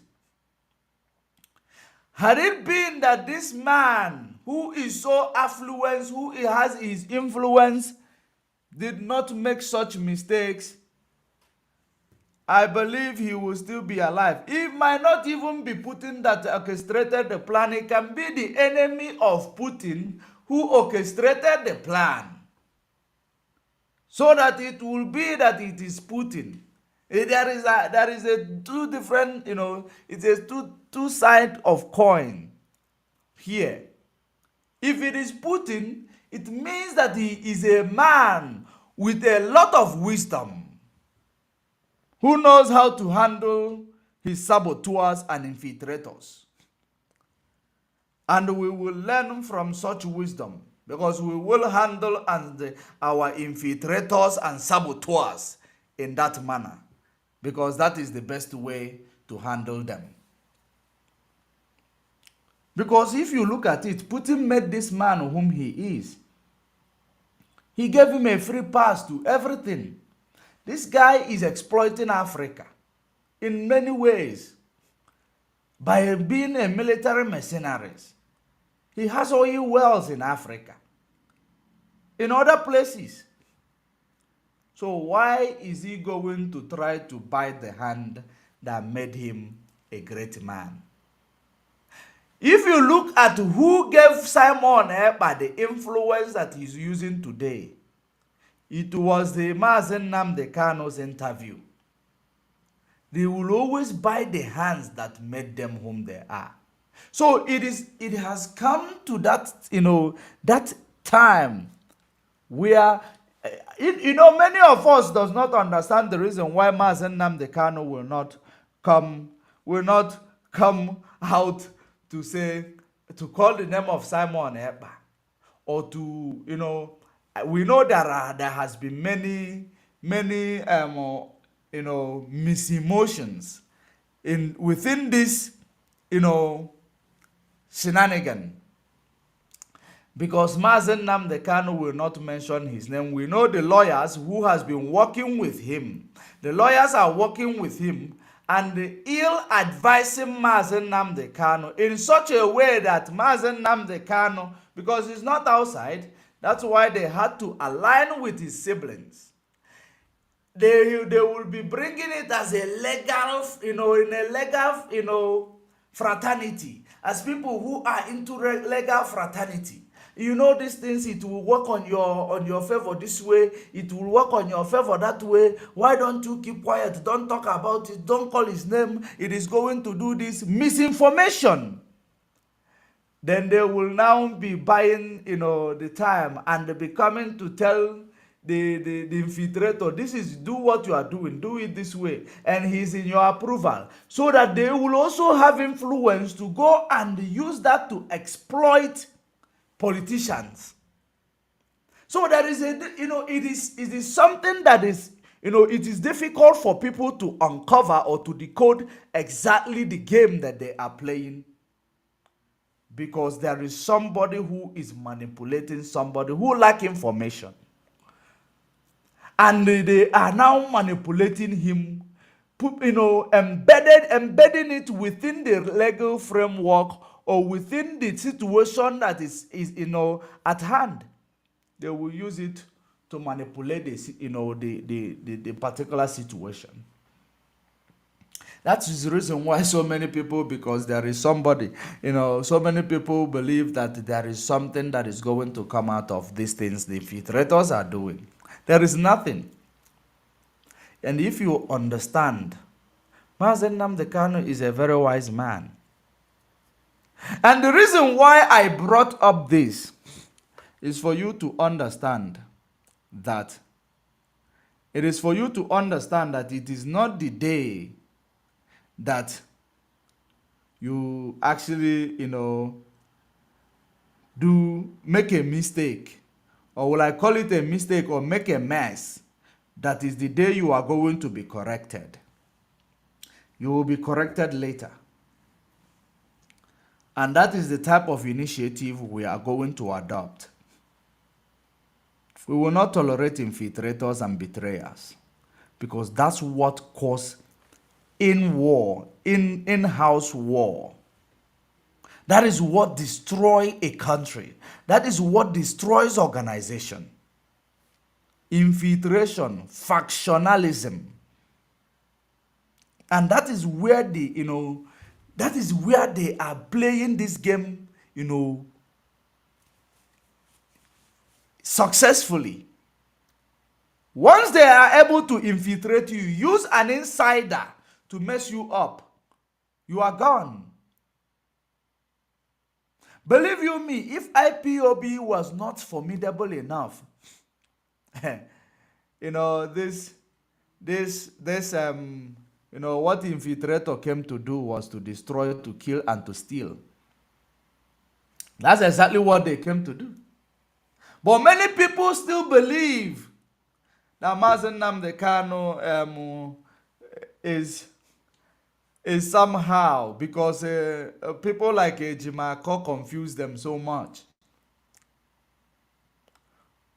Like I have made it clear, before I embark on this journey, I heard from Mazen Nnamdi Kanu. Before I embark on fighting off the infiltrator,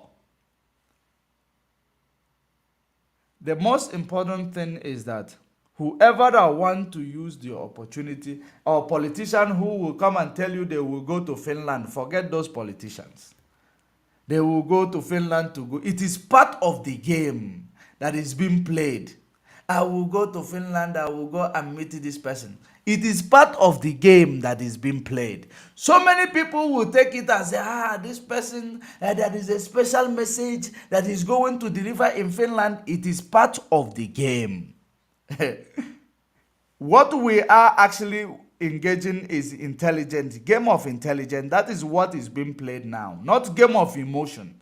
Remove the emotion and keep it behind. Sideline the emotion and you will understand the game. So that is the reason why I read this for you, so that you will understand that there are many things that can be, obtainable, because Mazen Nnamdi Kanu will come out tomorrow. People will be expecting him to say, this person is a evil, that person is evil. He will not even mention anything. He wouldn't. That is intelligent. You know how to, handle a situation when it is tense.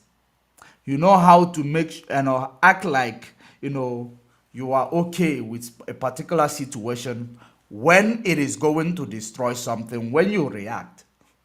So that you will wait. By the time you will come in, the enemy must have relaxed, believing that you have made peace with it. That is what, every developed nation in the world, they have mercenaries, they have their secret agents, they have how to deal with their infiltrators, their criminals. There is, they have them. So that is exactly the reason why I brought this piece for you to know, for you to actually, you know, understand it. Now we are going to go to MI16. MI16, what they actually released, the MI16.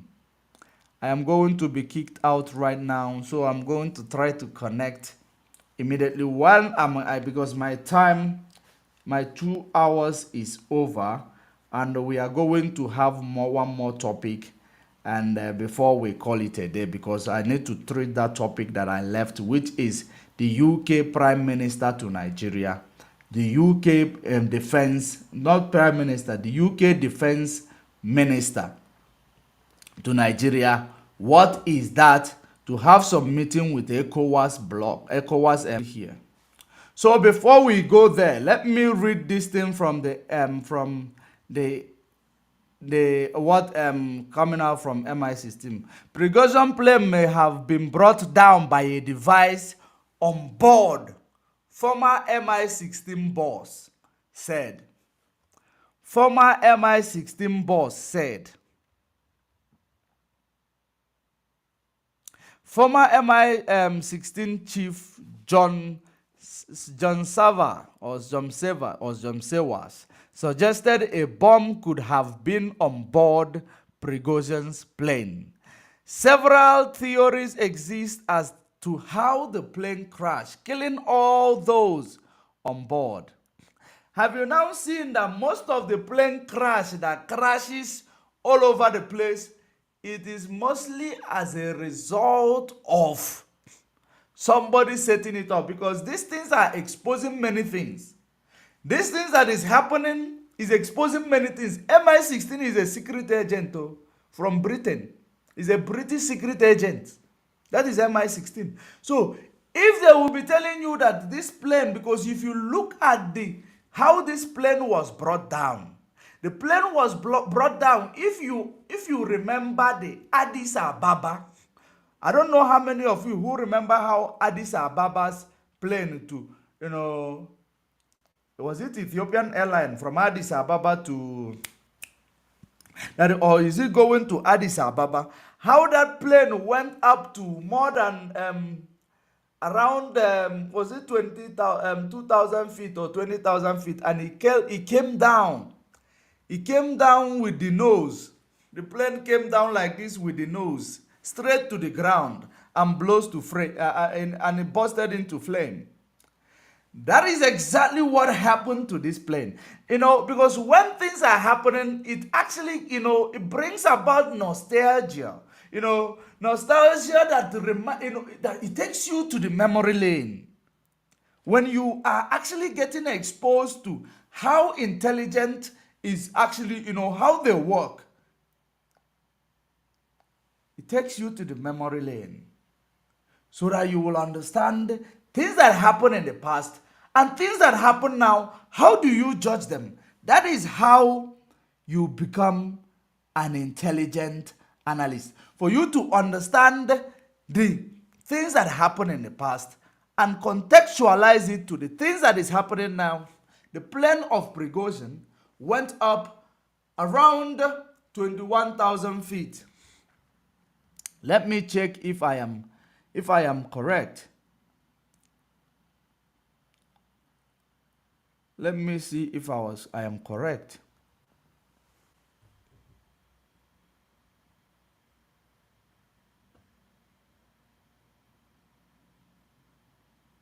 Okay, let's continue to read. Maybe I will find how many feet was it on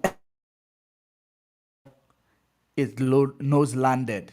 It nose landed, and any plane that goes down with the nose, who will survive it? Even if you are Galadima, you will never survive it. Several theories exist as to how the plane crashed, killing all those on board. I would have thought there was some device on board, Seva told BBC.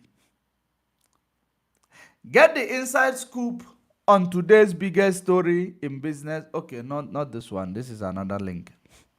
A former MI16 chief said on Thursday that Yevgeny Prigozhin's private jet could have harbored an onboard device that caused it to crash.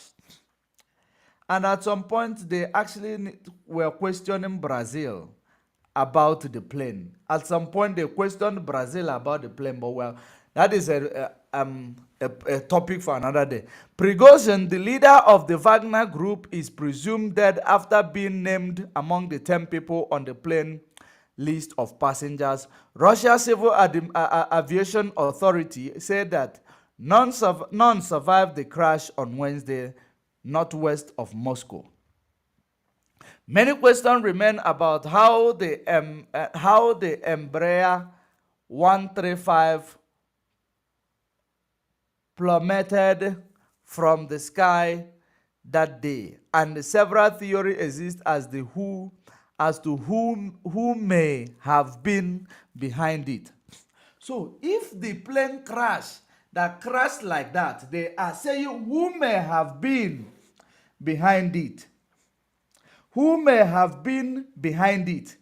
That means that Addis Ababa, we're supposed to be asking who may have been behind Addis Ababa's plane crash, even though, or the lion of Indonesia that fell into the sea, who may have been behind it? Of course, because this type of things bring about nostalgia, so that you will start thinking fast, because Addis Ababa went up and went down with the nose. Likewise, Lion aircraft from Indonesia went down with the nose into the sea and was not found. So this one went down with the nose. So who is behind all these three planes that went down with the nose? If somebody is behind the one in Russia, it means that somebody might have been behind that. Is it Boeing 737? I can't remember, but maybe it's Boeing 737. That time that went down with the nose, they say it is a programming problem, micro whatever thing problem. They name it there. They bound the plane, but the plane is still carrying cargo. The plane is converted to cargo planes today. We haven't seen any of them going down with the nose. Because if you look at it, it looks like it's about sabotaging stuff. If somebody killed Prigozhin in this type of accident, it means that we should be questioning what brought down the airplane from Addis Ababa that went down with the nose. It is the same accident, the way it is. Does it mean there was a bomb in those planes? Many questions remain about how... Okay. Why have you... Okay. Several theories exist as to who may have been behind it. President Vladimir Putin himself being an obvious candidate. They said he is an obvious candidate. As of Thursday morning, the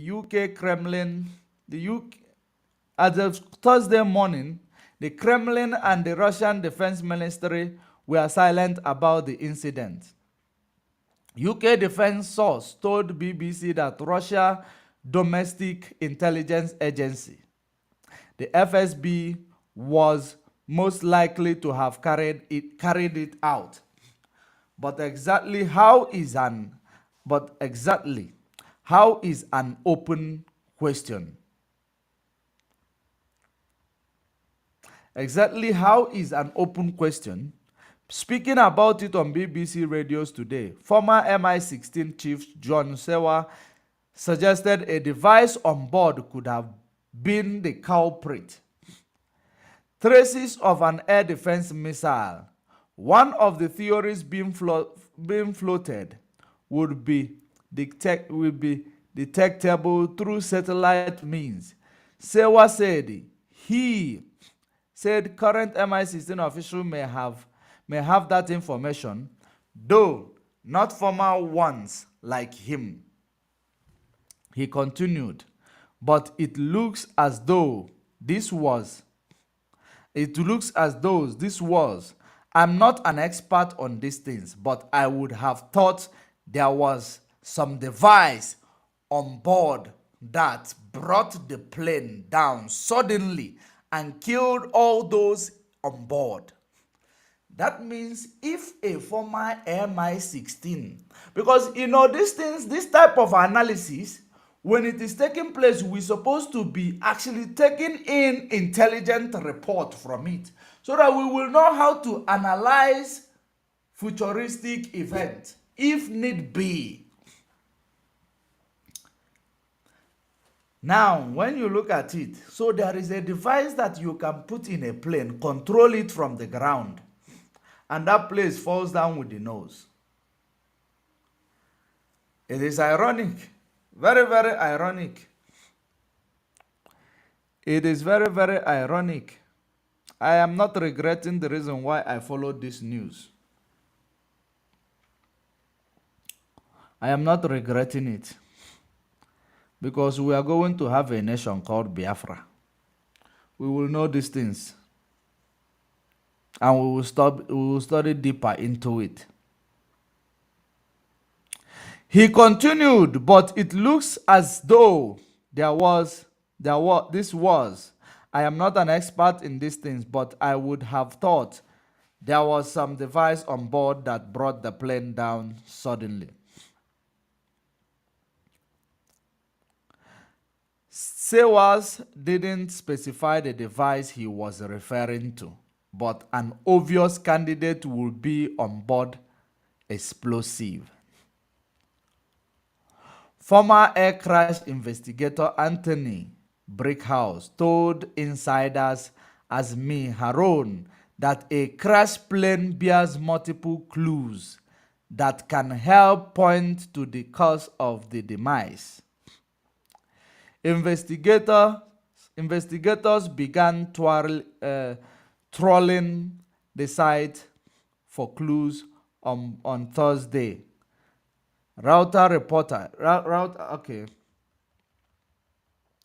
Sewa was doubtful that Prigozhin could be alive. However, he noted that you can never fully be certain of fact in place like Russia. He said, adding that all indications suggest Putin is behind it. If there is a slim chance that Prigozhin is not dead, that he was on the plane, that he wasn't on the plane, he will be soon, he said. He will be soon. Nothing that figures like Dmitry Otkin, a key figure in Prigozhin's orbit, was also on board, he said. It's a way of taking out the entire Wagner leadership all in one go.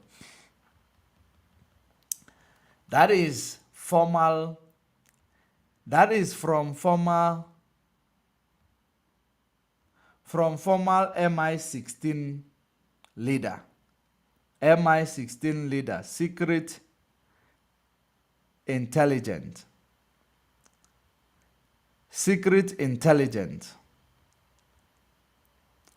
It is quite unfortunate. There is something I was looking for because they actually blamed it on Brazil, that they were the ones servicing the plane. And Brazil said that they haven't serviced the plane for a very long time. I saw something like that.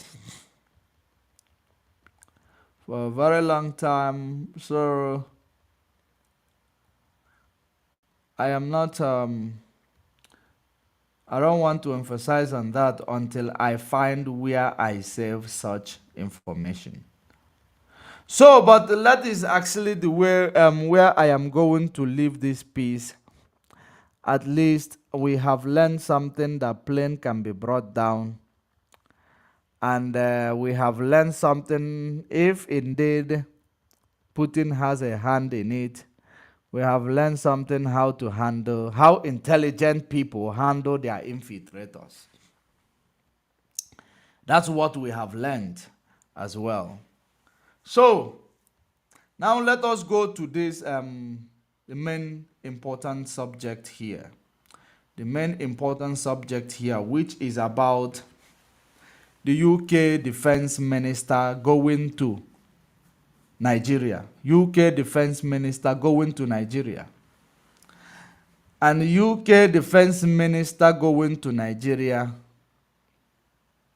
which is going to be a very worrisome situation for Niger Coup leader. For the Niger Coup leader.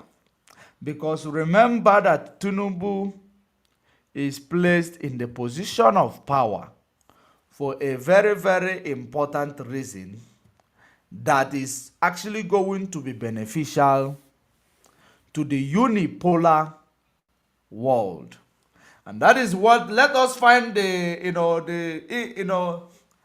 article that about the UK defense minister that went to Nigeria. Let's read. Niger, UK defense minister meet with military chiefs, backs ECOWAS.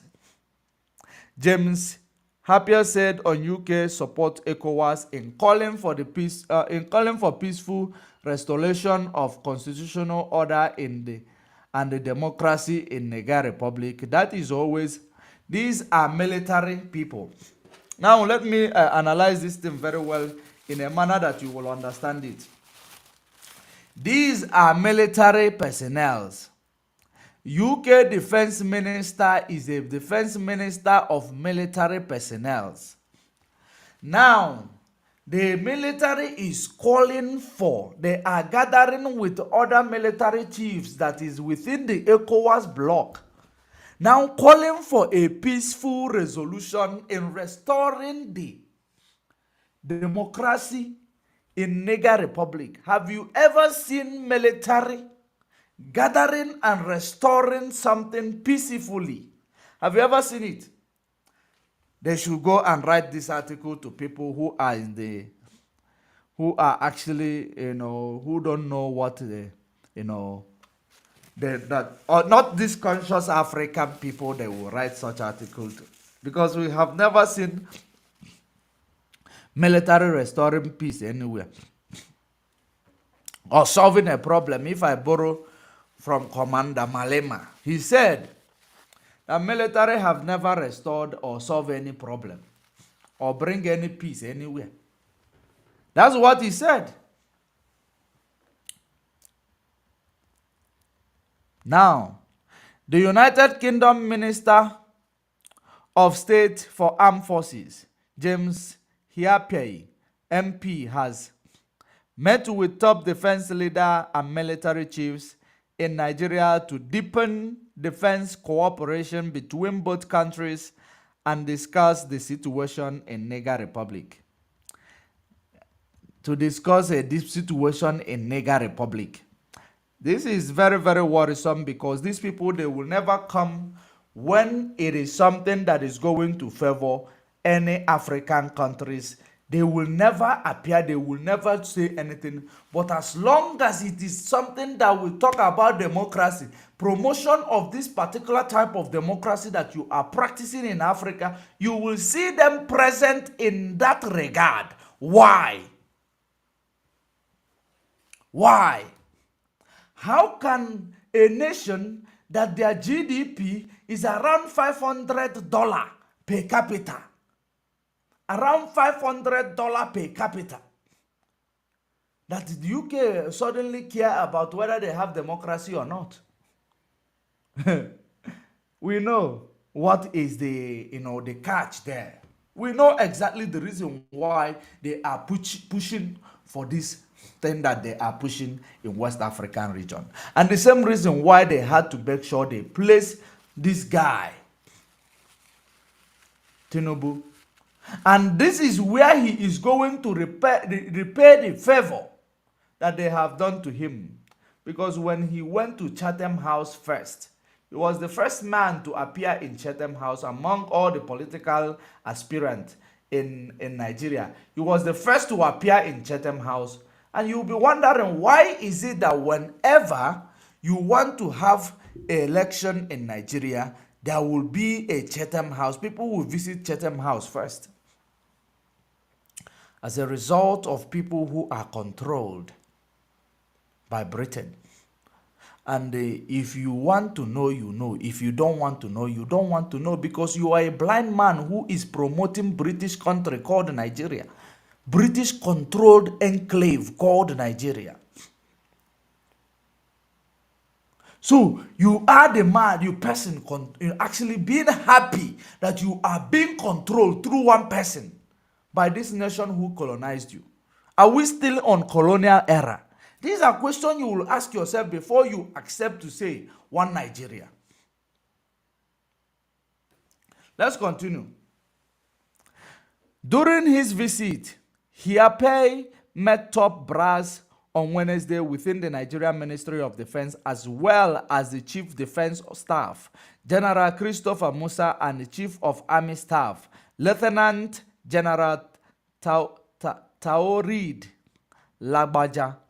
The UK Defense Chief also met with Nigerian Minister of Defense Abubakar Badaru and the Minister of State for Defense Bello Matawalle.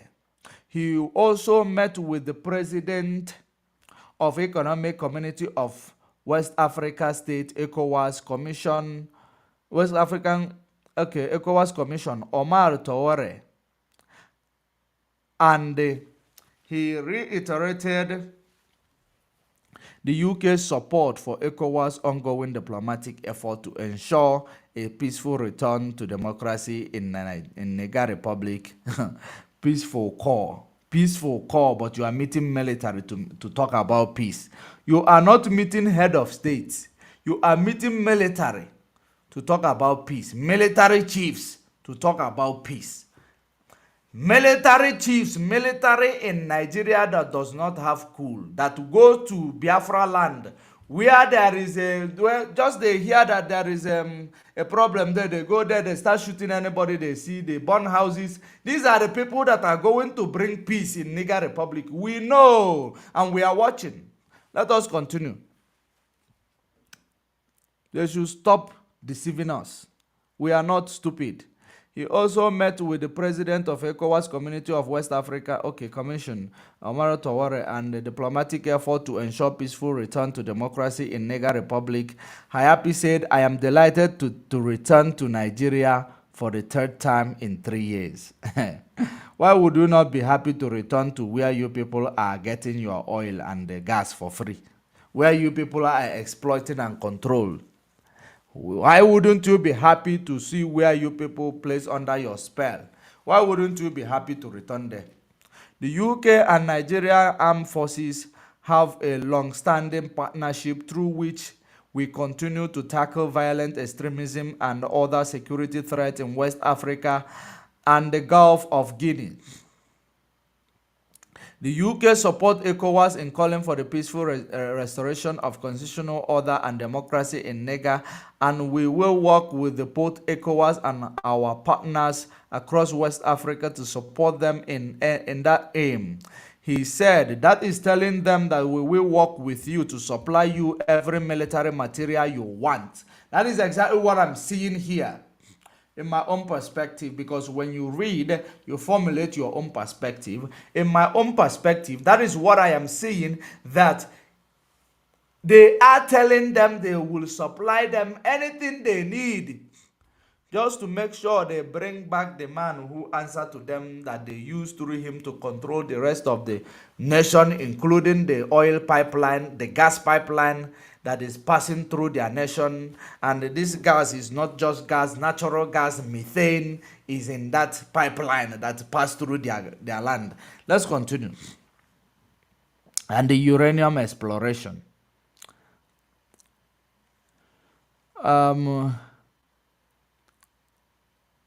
He said the UK recognized Nigeria's diplomatic mediation effort to peacefully restore democracy in Niger through a membership of ECOWAS, and condemned in the strongest possible terms the ongoing coup against Niger elected leadership. Who told them that they were elected? We are there. We stand with ECOWAS in condemnation. We stand with ECOWAS. Why can't you stand alone? You could stand alone and condemn it. Why are you standing in the ECOWAS? This is where I said that a black man will always allow their fingerprint to be found in the scene of a white man's crime. This is exactly the epitome of that analogy. This is exactly what it means. Listen to it. We stand with ECOWAS in condemnation of the illegal detention of the president Mohamed Bazoum and his family and members of the government, as well as the unacceptable condition under which they are being held, and call for their immediate release, he said. They could stand alone and call for their immediate release from UK so that you will understand their agenda, their point.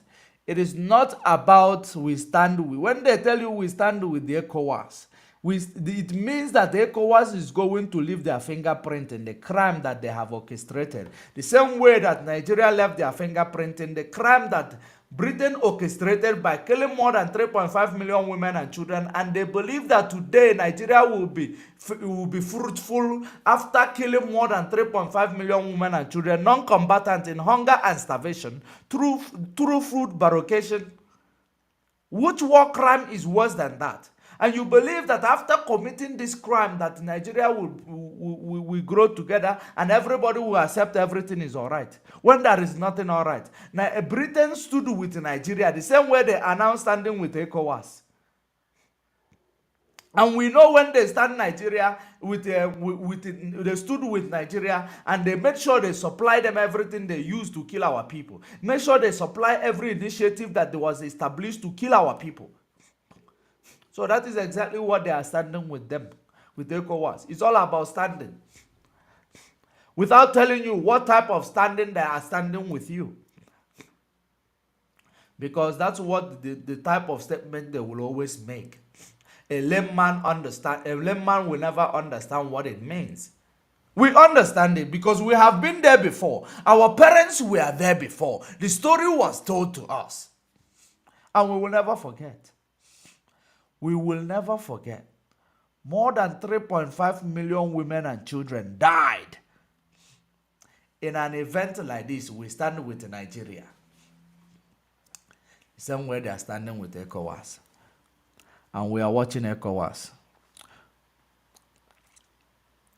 If they don't go to that war, we will see about it. As well as the unacceptable. Okay, now. Diplomacy won't fail. On Tuesday, former Nigeria head of state Abdulsalami Abubakar said that his delegation meeting with the Niger Republic coup leaders over the weekend was fruitful. The ECOWAS special envoy said diplomacy won't fail to restore the democratically elected government of the deposed president. The coup leader, after seeing what happened to Prigozhin, you think that the coup leader will restore the president back and say, hey, I salute you. President, I salute you. Okay. The coup leader, Abdurrahman Tiani, had said that the junta will return to civilian rule within 3 years, but ECOWAS rejected the move. ECO rejected the move. Meanwhile, the African Union has suspended the Niger Republic over the ongoing situation. Suspend them for what? It's not like there is something you have done for any African country by suspending people. Suspending people is insignificant because you people and your structure amount to nothing of a help to any African countries positively. We haven't seen you come into a situation and solve it. Go and solve the situation in Sudan first before you come to the situation where there is no war. Then we will now take you people serious. Army officers toppled Bazoum on July 26, prompting the West African Regional Bloc ECOWAS to threaten to use force to reinstate him.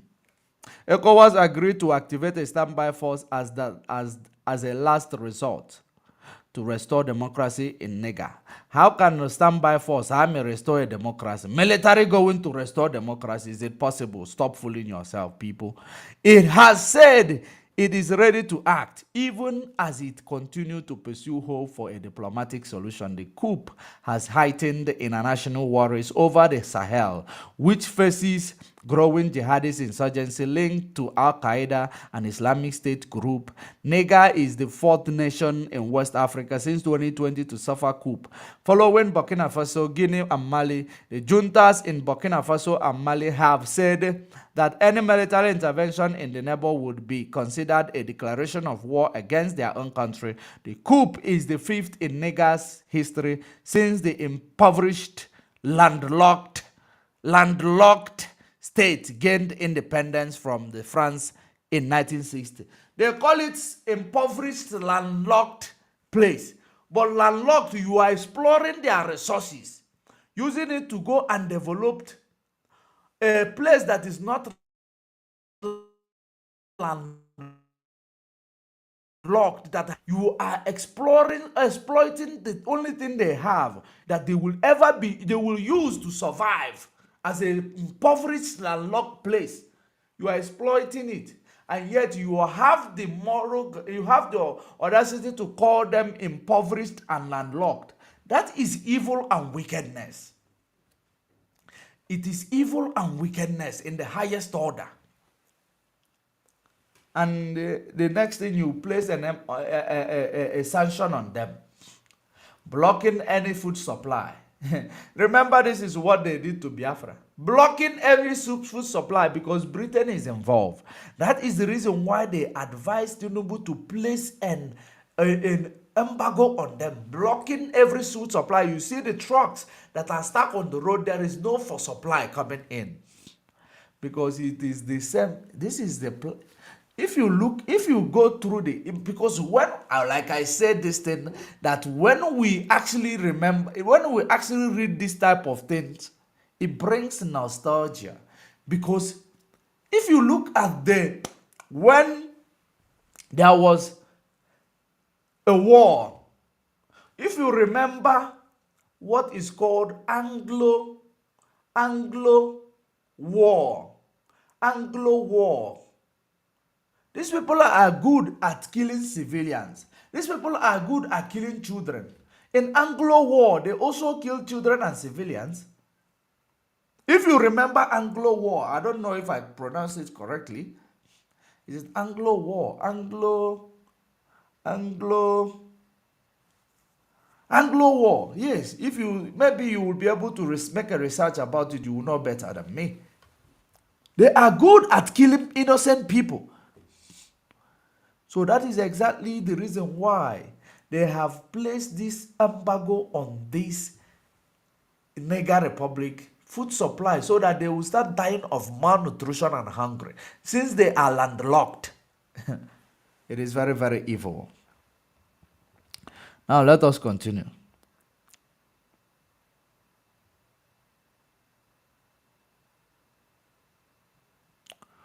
Where was I? The coup is the fifth in Niger's history since impoverished landlocked state gained independence from France in 1960. Bazoum's election in 2021 was landmark, opening the way to the country's first peaceful transition of power. That is when it opened in 2021. Now, let us actually try to establish, something. Bazoum came in 2021, right? Bazoum came in 2021. Now, let us do this. When was the arrangement for the pipeline to go through Niger Republic? When was the pipeline in Niger Republic established? Let me find out.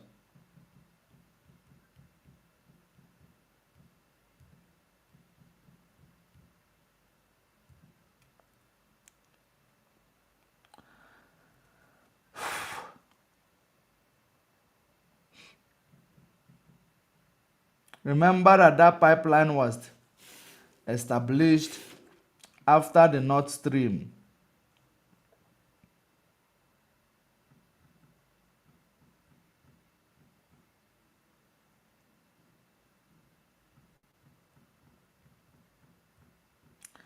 Let me, just one moment, let me find out.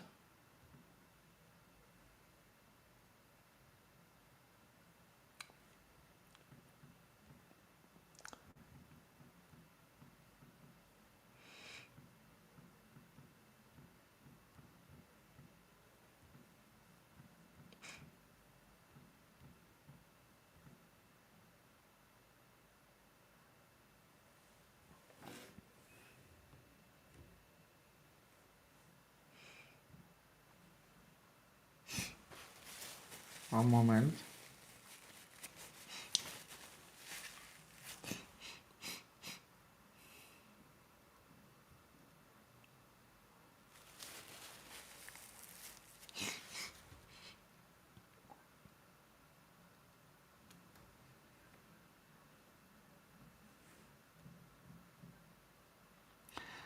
I believe it was in 2021 as well.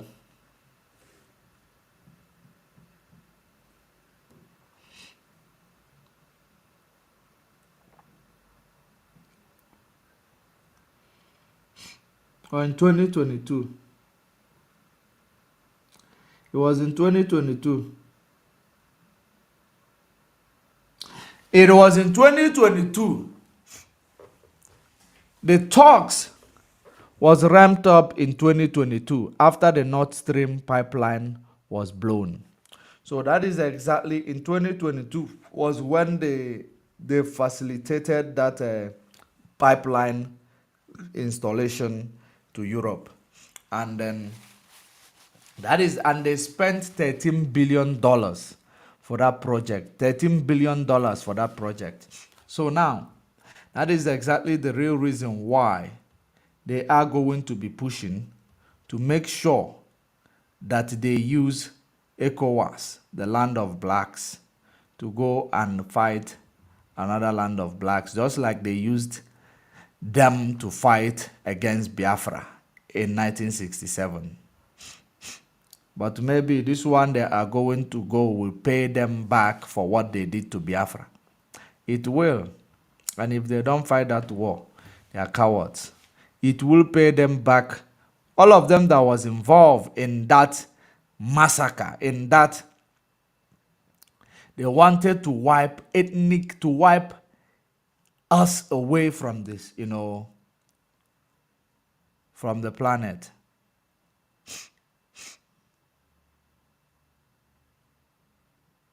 So in 2021, landmark opening the way to the country's first peaceful transition. He has been held with his family. He has been held with his family at the present official residence since the coup, with the growing international concern over his condition in the detention. There was never international concern over the detention, over the people who has been suffering in the hands of that man. There has never been international concern. But today, there is international concern. There has been an international concern today. What an irony.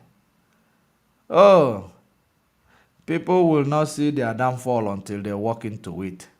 And we will be here to rejoice. The next topic we are going to be treating is the rumor of a rift between Buhari and Tinubu. Okay. There is no Buhari. So there is no need of talking about it. I believe we have touched on everything that we have here in front and the ones we left behind yesterday. Great and wonderful people of Biafra, lovers of freedom, great people of Africa. This is where we are going to be wrapping it up today. At least we did not have a technical challenges because I made sure that this issue came from actually my network provider yesterday. It was from my network provider. I was just disconnected. I don't know what happened. I tried everything. I actually reset my my router, everything. Nothing was working. So I gave them a warning today that I'm going to actually drop them without honoring the contract if they don't improve, because I know I'm paying a lot for that. So it is very, very important that we continue to remind this unipolar world that we are awake now. We are no longer blind. It is time to let Africa breathe. It is time to let Africa breathe. And it is time for the young people of Africa to start engaging in politics. You don't need to go and be a politician. Start engaging in politics. Start knowing the politics. Start understanding the politics. Start analyzing the politics so that it will enable you to know what is going on around you. When you understand politics, when you know the politics, you will actually be able to analyze every intelligent report. It is very, very important, because politics is what they are using, because they know that ordinary people on the ground, they don't understand politics. So everything they are told, they agree. They become oh yes member. That is the reason why we need to make sure that the young people are actually politically knowledgeable. They must be knowledgeable when it comes to politics, so that they will know when this toxic politics is coming from the unipolar world and from their, the instrument of the unipolar world in their country, because they will always use one person who you call your leader as their instrument to make sure that they deal with you, the country, and they actually subjugate you to poverty. And we continuously calling for Mazen Nnamdi Kanu immediate release, and not because he has committed crime that we are calling, because the court of a competent jurisdiction has set him free.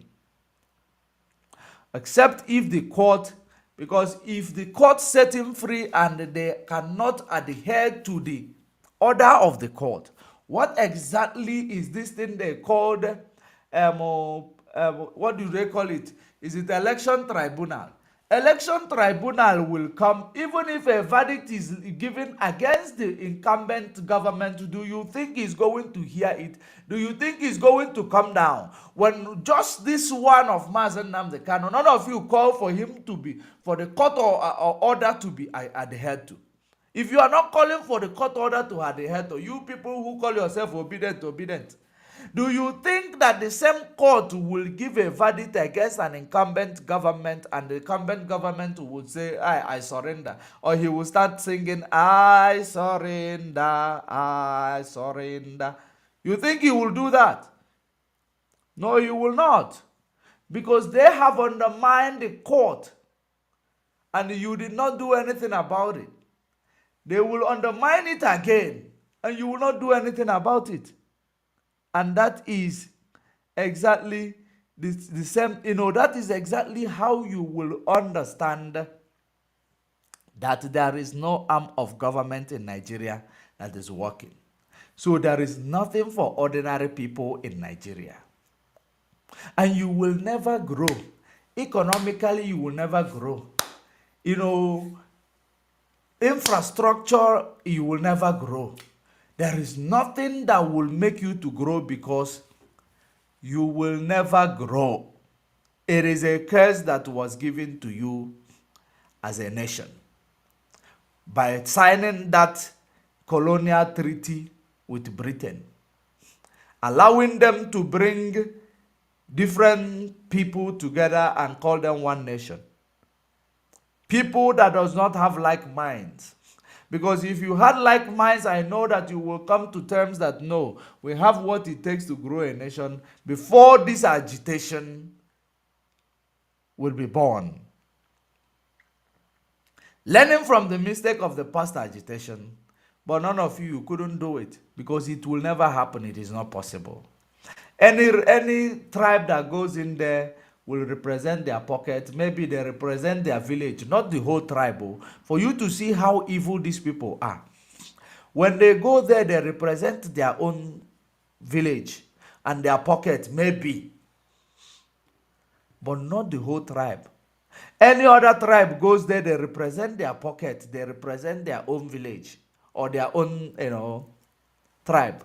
So how do you want such a nation to go forward when people cannot see you as their fellow Nigeria, and knowing that it is the whole Nigeria that votes someone into the position of power? How do you think that nation will go forward? Tell yourself the truth. Nigeria isn't gonna work again. It won't work again. Nigeria is created for benefit, for profit, not for a nation. It is a company starting from Royal Niger Company to Nigeria. It is a British enclave, and there is nothing good that will come out of it until the disintegration of Nigeria. Nobody is going to benefit anything from her because it doesn't belong to you. It is not born of your black man's initiative. It is born of a deceased white European, Britain, Saxon man. Maybe we are going to tell you about the Saxons, how the barbaric they were. They were killing themselves before. Maybe we will talk about what led to the Berlin Conference. You will understand that these people were barbaric. They were killing themselves because they didn't have a lot. That was how it, at the end of the day, they came to Africa. They have a better deal. And because we were not used to war against ourselves. They were used to war against themselves. But they decided to come up with a resolution. Instead of us killing our people, ourselves, let us go and kill others to take what belongs to them in order to fulfill our desire. And that's what led to Berlin Conference. So that they will make sure that they shared Africa amongst themselves. We're going to talk about it. We're going to talk about it. But for now, until we meet again, stay safe, stay informed. Stay informed. Share the video and enlighten others. It is very, very important. If you're watching on YouTube, don't forget to subscribe to that YouTube channel. If you're watching on Facebook, don't forget to follow that page. Until we meet again. I know we are going to come back on Sunday. I will try to utilize my weekend with the family. You know, when the family, they complain too much online, no time for us. I will try to use Saturday, Sabbath day to spend with family. On Sunday, we will continue. Sunday evening. Oh no, not Sunday evening. I ain't gonna do it on Sunday evening because I have to rest. I will do it Sunday afternoon. Sunday during the day, yeah. We'll meet Sunday during the day. Maybe there will be something we will play tomorrow. But bye for now. Thank you for watching.